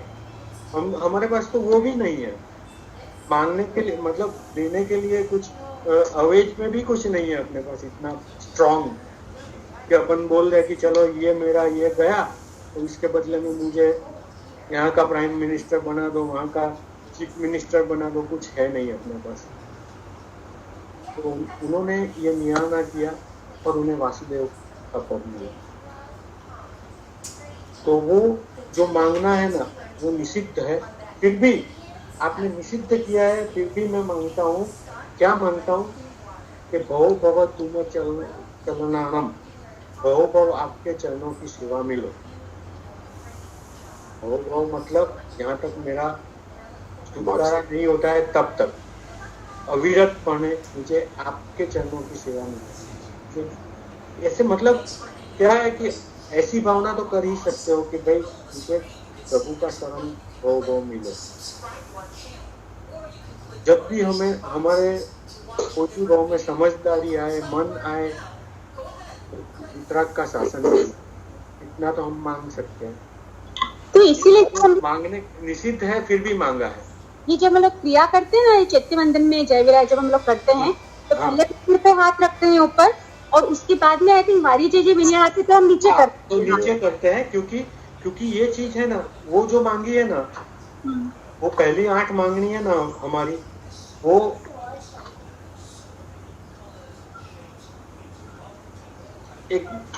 योग मुद्रा में करते हैं। बाकी की 4 जो मांगनी है ना, वो योग मुद्रा में करते हैं। योग मुद्रा में क्योंकि वो तो मांगना है, पहली 8 चीजें है ना, मग्गानुसार इत्थ फल सिद्धि लोक विरुद्ध चाहो गुरु जोना पुआ, वो सब मांगना है, हमें चाहिए, जी बराबर। और दूसरी जो 4 चीजें हम मांगते हैं ना, वो हमें बाद में ये इसके बाद की 4 चीजें, दुख कहो, कम्म कहो, समाहि मरण, मोहि लाभो, वो जो 4 चीजें हैं ना, वो नेगेटिविटी से बाहर निकलने के लिए है। जी वो पॉजिटिव चीजें मांगी है हमने 8, वो चाहिए हमें, और भव भव प्रभु का शरण चाहिए। उसके बाद हम योग मुद्रा में आते हैं, तो ऐसे करके मांगते हैं। तो ऐसे करके हम क्या मांगते हैं कि दुख कहो, कम्म कहो, समाहि मरण च मोहि लाभो, संपंचो मह्यम पूर्णा प्रणाम करनेनम। तो वो क्या है कि दुख कहो, कम्म कहो, दुखों का और दुर्भाग्यों का क्षय हो, कर्म दीनता का त्याग हो, मानसिक अस्वस्थता का नाश हो, और आदि व्याधि उपाधि का त्याग हो, विषयों की लोलुपता का त्याग हो, कषायों की पराधीनता का त्याग हो, इत्यादि दुखमय जो भी चीजें हैं सारी से मैं वंचित हूँ, दूर हो, ऐसी चीज मांगते हैं। तो दुख कहे, फिर कम्म कहे, कर्म का क्षय मांगा है। तो कर्म का क्षय में क्या मांगा है? असातावेदनीय कर्म से आई हुई बीमारी, लाभांतराय से आए हुए लाभ का विघ्न, ज्ञानावर्णीय कर्म का अंतराय जो होता है उससे अज्ञानता जो आई है, और जीव दया न पालने के कारण से जो चिंता और कर्म वो आई है, वो सारे कर्मों का क्षय हो, अम्मक्षय। ये जो सूत्र होते हैं ना, कविता जैसे होते हैं, तो 1-2 शब्द में ही काफी चीजें आ जाती है उसमें। कम्मक्षय, तो उसमें सारे कर्मों का जो अपने को दुख दे रहे हैं वो सारे कर्मों का क्षय हो। तो दुख कहे, कम्म कहे, समाहि मरण च मोहि लाभो, समाहि मरण, समाहि मरण समाधि मरण है, वो जिंदगी में पूरा आप कैसे जिए ना, उसका एक प्रतिबिंब बोलो तो प्रतिबिंब है कि आपकी मौत कैसे होती है। समाधि रहना मौत के बाद, मौत के वक्त, वो ऐसे नहीं आती है, मांगने से नहीं आती है, और एक बार सोचने से नहीं आती है। पूरी जिंदगी का आपका जो क्रम है, कार्यक्रम है, सब सही चला तो ही आता है। इसके लिए पूरी जिंदगी का पुरुषार्थ होता है। तो वो ऐसे समाधि मरण की बात कर रहे हैं कि कैसे भी विपरीत संयोग हो, बीमारी हो, मेरे मन की स्थिरता रहनी चाहिए, मेरा मन प्रभु तुमने लगा रहे, और मुझे जो दुख हो रहा है उसका आर्त ध्यान करके मैं पापों की परंपरा को न बढ़ाऊं, इस तरीके का मुझे समाधि मरण चाहिए। और चौथा क्या चाहिए? मोहि लाभ, बोधि का लाभ। जैसे प्रभु वीर को नैसार के भव में बोधि का लाभ हुआ, ऐसे आपके वचन के प्रति श्रद्धा और मेरा विश्वास, मिथ्यात्व के प्रति मेरा अविश्वास, ये सब आने से मुझे बोधि लाभ की और सम्यक्त्व की प्राप्ति हो, ऐसा मांग रहे। चौथा 8 मांगनी जो नॉर्मल थी, बेस अपना बनाने के लिए थी, और ये 4 है वो अपना जीवन, आज का जीवन सही करने की मांग है। उसके बाद सम्यक्त्व मिलेगा तो आगे सब कुछ मिलेगा। समाधि और आपका समाधि मरण होता है, तो वो आपकी सदगति का भी एक इंडिकेशन होता है। जिनकी सदगति होने वाली है उन्हीं का समाधि मरण होता है नॉर्मली। तो ऐसी 4 चीजें मांगते हैं प्रभु से, दुख कहो, कम्म कहो, समाहि मरण च मोहि लाभो, 4 चीज मांगते हैं। तो फिर उसके बाद क्या कहते हैं?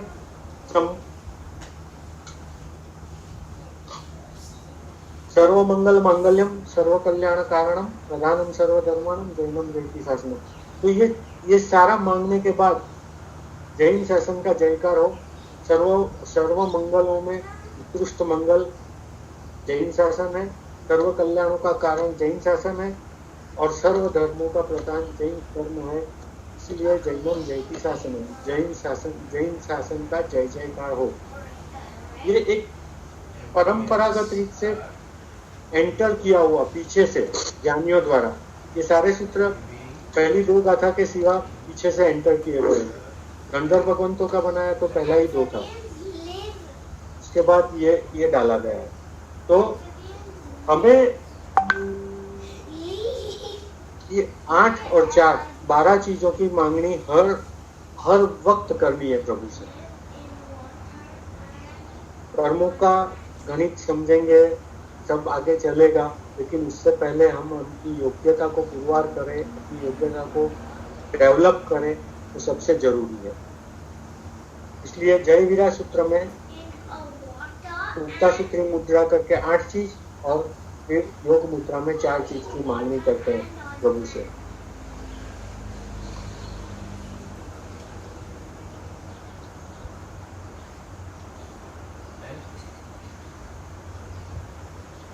इसके बाद आता है हरियंत चयनम सूत्र। इसमें क्लियर भाई साहब? कोई प्रश्न है? हाँ, कोई प्रश्न है तो उससे बाद उसकी बात करते हैं, वो अगला सूत्र बाद में लेंगे। क्लियर? ओके।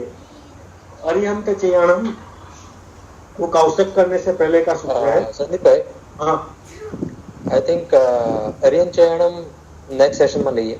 हाँ, सुगम के करशो तो हજી 15-20 मिनट वही जाता हाँ, अर्धो कलाक। इट्स ऑलमोस्ट 12:15 नाउ, 12:15 हो गए।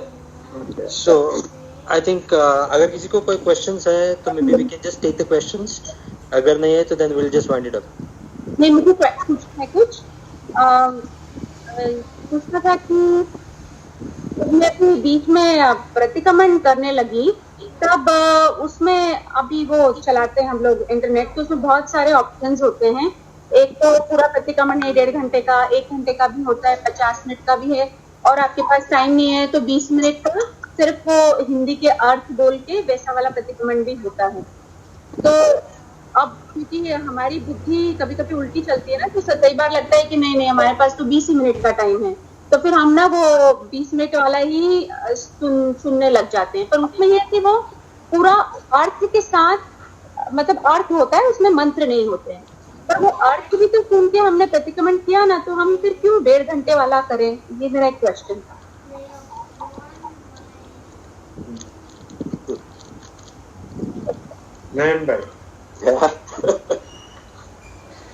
जो 1.5 घंटे वाला है ना, वो ज्ञानी पुरुषों ने बनाया है, और उसमें सब छोटी छोटी चीजें आ जाती है जिसका हमको पता भी नहीं चलता है कि हमने कौन से पाप किए हैं। हम इतने ज्ञानी नहीं है, लेकिन हमारे जीवन में ऐसे बहुत सारे कर्म है जो हमको भी पता नहीं चलता। एक छोटे छोटे सब कर्मों को उसमें उन शास्त्रों में सब वर्णन कर लिया है। नहीं, पर यदि ये ऐसे संस्कृत प्राकृत में स्रोत बने हुए हैं ना, तो हम लोग तो चलो भाव से हम बैठ गए हैं और वो सुन रहे हैं कि उन्होंने जो भी उसमें पाप कर्म बोले हैं उसका हम प्रायश्चित लेते हैं, पर हमको अर्थ तो वो छोटी छोटी चीजों का इतना पता भी नहीं है, तो इसलिए तो हम अर्थ ले रहे हैं ना हर सूत्र का। पहले श्रद्धा रखनी चाहिए, अर्थ समझना चाहिए, और फिर जब तक अर्थ का पता नहीं है तब तक भी हम भाव से कर सकते हैं प्रतिक्रिया। I want to add to it. मैंने सवाल पहले पूछा था महाराज साहब से, तो मैंने તમે પ્લીઝ નયનભાઈ સંદીપભાઈ મારા જવાબમાં કોઈ ફેરફાર કરવાનો હોય તો please do it, but this is what they explain कि वो जो भाषा है उसका उच्चार और उसको कान से सुने तो it's just very powerful. Gujarati can't do justice, and that's why it's important कि हम अर्थ समझ ले। तो for me, for example, I know the Chandrakvasi Pratikraman and I almost know all the meanings. So when you're very familiar with the Prakrit words and you are familiar with the meaning in your mind, you have to reach that level. So now I can give full attention to the full Pratikram.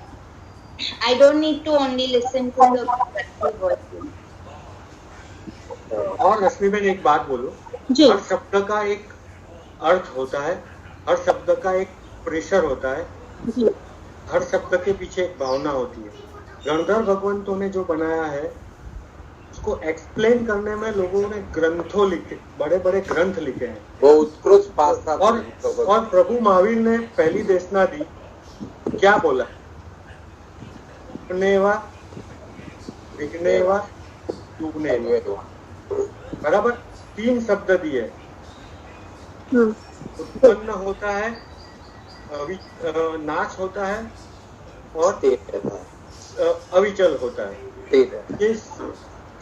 तो ये 3 शब्दों पे गणधर भगवंतों ने 14 पूर्व की रचना की। आप एक चीज समझो, 3 शब्द बोले ना, उसकी वैल्यू कितनी थी?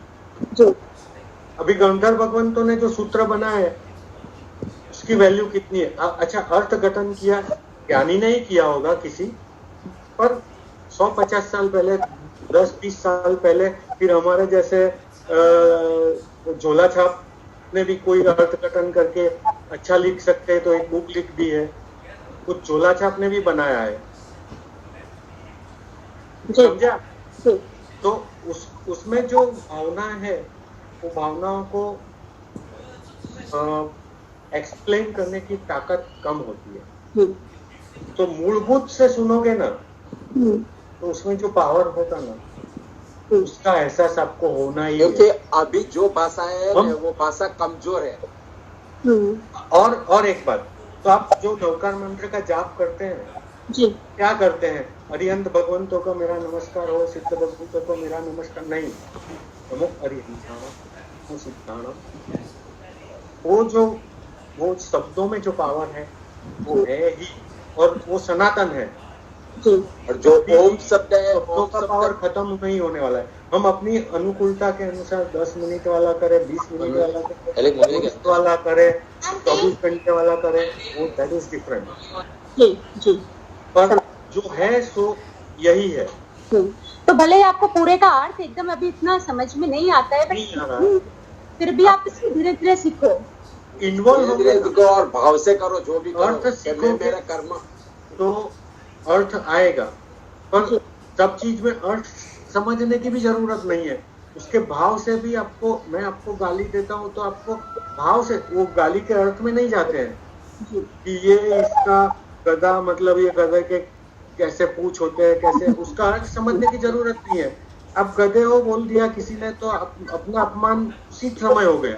तो वर्ड्स का ये नेगेटिविटी की बात है, ऐसे पॉजिटिविटी में होता है कि जो बोला कि ये करना है या ये शब्द है, वो शब्द का एक अर्थ है ही, 100% है।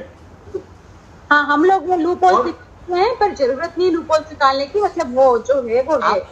आप एक कविता पढ़ते हो ना, कविता, तो वो कविता का एक विवरण करने में पूरा ग्रंथ लिख सकते हो आप, एक कविता को एक्सप्लेन करने में, क्योंकि वो कवि की एक स्पेशलिटी है। उसने एक सेंटेंस में बड़ी बात बोल दी है ना, तो उसको समझने में आपको दिनों लग जा सकते हैं। जी, सही बात। तो ये तो गंधर्व भगवंत अत्यंत ज्ञानी थे, वो तो हम 100% मानते ही है जी। तो उन्होंने जो दिया है ना, जो स्वरूप में दिया है ना, जो स्वरूप में लेना ही अच्छा है, उसका प्रभाव ज्यादा है। जी नयन भाई। उसके बाद उसका एक्सप्लेनेशन भी आता है, अतिचार सूत्र आता है, समझो वंदितु सूत्र है, तो उसका एक्सप्लेनेशन करके भी ज्ञानियों ने बनाया है। और वो क्या है, हमें 15 दिन में एक बार, हम डेरावासी परंपरा की बात करते हैं, तो 15 दिन में एक बार उसको सुनना है। नॉर्मली रूटीन में तो हम उनको वंदितु सूत्र बोलते हैं और समझ में आ ही जाता है। और ये नयन भाई ने आज बोला, आप समझो कि इसमें ये प्रकार की हिंसा बताई, ये प्रकार की हिंसा बताई, वो सब हिंसा का प्रायश्चित कर रहे हैं, वो आज का नहीं कर रहे हैं। यू आर नॉट टुडे, जो भाव में हुए हैं उसका भी प्रायश्चित आपका साथ में हो ही रहा है। हर दिन आपका भाव हुए पापों का भी प्रायश्चित साथ में हो रहा है। सही। उसी मीनिंग में लेना और उसी वर्ड्स में लेना सबसे अच्छी बात है। जी फिर आप आपकी अनुकूलता के हिसाब से जो करते हो that is your choice. Correct जी और प्राकृत में अपन काफी चीजें ऐसी होती है हमारे समझ में नहीं आती है, पर हमारे लिए जरूरी होती है कि हम समझने की कोशिश करते हैं ना। कोई लॉ होता है, कोई ये होता है, तो हम पूरा समझने की कोशिश करते हैं।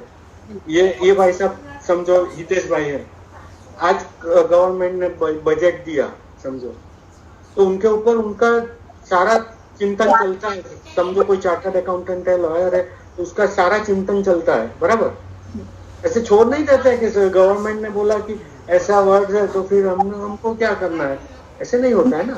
फिर अपन कोशिश करेंगे, समझने की कोशिश करेंगे तो समझ में आ जाएगा, पर एक्सेप्ट तो उसको उसी स्वरूप में करना है, क्योंकि हम उसको विकृत करते जाएंगे ना तो गलत परंपरा को जन्म देते हैं अपन। इसीलिए उसको मूल स्वरूप में लेना जरूरी है। તમે સમજાવ્યું તો હમણાં નયનભાઈ કે પેલું મગાણું સારે ઇટફલે સીધી એમ કે તમે એટલું માંગી એટલા પૂરતું માંગી શકો તમે ભગવાન પાસેથી કહ્યું કે, પણ એટલે આમ ખરેખર માંગીએ છીએ કે ખાલી પોતે ચિંતન કરીએ છીએ કે અમે જે માર્ગે સ્તોત્ર પ્રમાણે કે લખાણ પ્રમાણે શાસ્ત્ર પ્રમાણે દેખાડ્યું હોય એ આપણે વાંચીને પોતે જ કરીએ છીએ કે એમ ખરેખર ના માંગીએ છીએ કે એ માંગવાની મુદ્રા છે. આપણે જે મુક્તા સૂત્રી મુદ્રામાં માંગીએ છીએ ને એ માંગવાની મુદ્રા છે, અને એ માંગવાના ભાવ સાથે માંગવાનું છે. એ બોલવાના એ વર્ડ્સ બોલવા માટે નથી માંગવાનું, પણ માંગવાના ભાવ સાથે માંગવાનું છે કે મને માર્ગાનુસારિતા મળો, મને આ મળો, મને સમાધિ મરણ મળો, મને બુદ્ધિનો લાભ મળો, એ બધું માંગવાનું છે આપણે. પણ એટલે એમ કે છે કે બેઝિકલી ભગવાન તો કઈ આપતા પણ નથી ને આપણે કઈ મંગાય પણ નહીં, આને કેવી રીતે that fine line તમે માંગવામાં એવું છે કે માંગવાની ભાવના થાય ને તમારી એટલે મળવાની પરિસ્થિતિ સર્જાય. તમે માંગો એટલે સામેવાળો આપી દેશે એવું નથી, અને સામેવાળો આપવાનો છે કે નથી આપવાનો એ તમને ખબર નથી, પણ તમારી મેળવવા માટેની ઝંખના જાગે. એક વસ્તુ આપણે મેળવવી છે તો એ મેળવવા માટેની આપણી અંદરથી ઈચ્છા થાય. આપણે માંગીએ તો આપણી અંદરથી ઈચ્છા થાય તો મેળવવાના રસ્તા મળશે. એ જ ભાવ થયો કહેવાય તમારો, એને ભાવ કહેવાય. માંગવું દરેક વખતે માંગવું આપવાવાળા અને માંગવાવાળા બે વચ્ચેનો સંબંધ નથી હોતો. ઘણી વખત માંગવું એ એક તમારી અંદરથી મેળવવાની ભાવના દર્શાવે છે, એટલે એટલા માટે માંગવાનું છે. અને એ માંગશો તો મળવાનું છે, કારણ કે એમાંથી આ તો ગુણો છે, આ કોઈ ઓબ્જેક્ટ નથી કે જે ભગવાને આવીને તમને આપવાના છે. માંગશો એટલે તમારી એ ગુણો ડેવલપ કરવાની ઝંખના થશે, અંદરથી ઈચ્છા થશે, અને ઓટોમેટિક તમારી પાત્રતા થશે એ માંગવાની અને એ મેળવવાની.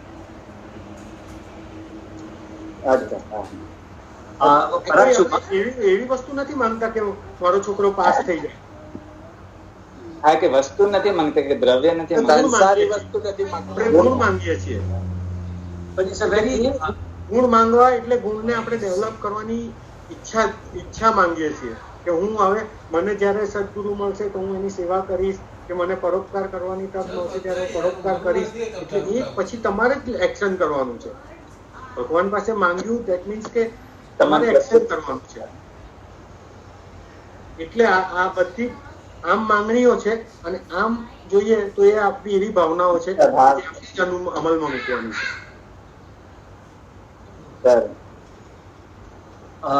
Sorry, just to follow up on that, it's a very thin line, કે માંગવાનું શું છે અને ઈચ્છા, that ભાવની ઈચ્છા આવે. ના છોકરાઓને કેવી સમજાવાય? How do you explain to kids this, right? That you can ask for something but ખાલી ઈચ્છા છે, it's not something you will get. એટલે એક્સપેક્ટેશન રાખવાનું ને એવી રીતે. હજી સુધી આપણે ઈચ્છા ને ભાવ આપણે જ નથી સમજી શક્યા, છોકરાને શું સમજાવવાના? આપણી જ અપેક્ષાઓ એટલી બધી હોય છે કે આપણો ભાવ તો અંદર ભૂલાઈ ગયા છે, ખબર નથી પડતી શું ભાવ છે. ભાવ આપણો ભાવ આપણે જ જાણી શકીએ, બીજા ન જાણે. એટલે છોકરાઓને તો છે ને એક વાત કહું પરાગભાઈ, છોકરાઓને તો કાંઈ જોઈતું નથી. એ લોકોને તો માંગવાની ટેવ જ નથી. એ લોકો તો ભાવથી જ માંગતા હોય. માંગવાની ખાલી માંગવા વાળી જનરેશન આપણી જ છે. એ લોકો તો એમના એફર્ટમાં જ બિલીવ કરે છે ને આપણે એમના પર શ્રદ્ધા રાખશું ને. છોકરાઓની જે કાર્યશૈલી છે, એ લોકોની વર્કિંગ સ્ટાઇલ છે ને, એના પર આપણે જઈશું ને તો આપણે ઓટોમેટિક આપણે એક્શનમાં માનતા થશું. જો છોકરા નાના હોય ત્યાં સુધી આપણે ભગવાનનું સ્વરૂપ માનીએ છીએ, કારણ કે એ મનના મેલા નથી હોતા. એટલે એનામાંથી જે નીકળે છે ને ભાવથી જ નીકળે છે. અને એ જનરેશનમાં જે સરળતા અત્યારે દેખાય છે ને, એ આપણામાં એની આગળની જનરેશનમાં નથી એટલી સરળતા. એટલે એ લોકોને તો આવી જશે. આપણે અત્યારે આપણી ચિંતા કરવાની છે. Thank you. એટલે આપણે જેવી રીતે વર્તીએ ને એવા સંસ્કાર છોકરા પર પડે. બેઝિકલી આપણે છે ને માંગવા એટલે આ ભાવ માંગીએ છીએ. એટલે એને સમજાવવાનું છે કે આપણે આ માંગવાનું છે એટલે કેવી રીતે કે એ એક્શન મારા જીવનમાં આવે, કે આપણે પરમાત્મા રસ્તે આગળ વધી શકીએ એવી માંગણી કરીએ છીએ. આપણે કોઈ સંસારની માંગણી નથી કરતા.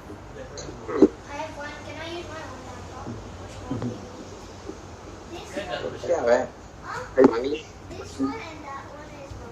નમો હરિયંતાણમ નમો સિદ્ધાણમ નમો આયરાણમ નમો વજ્રાણમ નમો વેસવ શ્રવણમ हेसो पंचन मुक्कारो सव पाव पणासनु मंगलानं च सवे सिंपडम अवय मंगलम चत्तारि मंगलम हरियंता मंगलम सिद्धा मंगलम साव मंगलम केवली पन्नतो तमो मंगलम चत्तारि लोकोत्तम हरियंता लोकोत्तम सिद्धा लोकोत्तम साव लोकोत्तम केवली पन्नतो तमो लोकोत्तम चत्तारि शरणं पवज्जामि हरियन्ते शरणं पवज्जामि सिद्धे शरणं पवज्जामि साव शरणं पवज्जामि केवली पन्नतो धम्मो शरणं पवज्जामि सर्गाक्षयान्ते चिद्यन्ते विघ्नवलयमना प्रसन्नता मे उच्यमाने जिनेश्वरे सर्वमंगल मांगल्यं सर्वकल्याणकारणं प्रदानं सर्वधर्माणां जैनं जयति शासनं बोलो महावीर स्वामी भगवान की जय. ભગવાનની આજ્ઞા વિરુદ્ધ કંઈ બોલાવ્યું તો મિચ્છામિ. Thank you. Thank you. જય જિનેન્દ્ર. जय जिनेन्द्र. एग्जिट करेगा ना एंड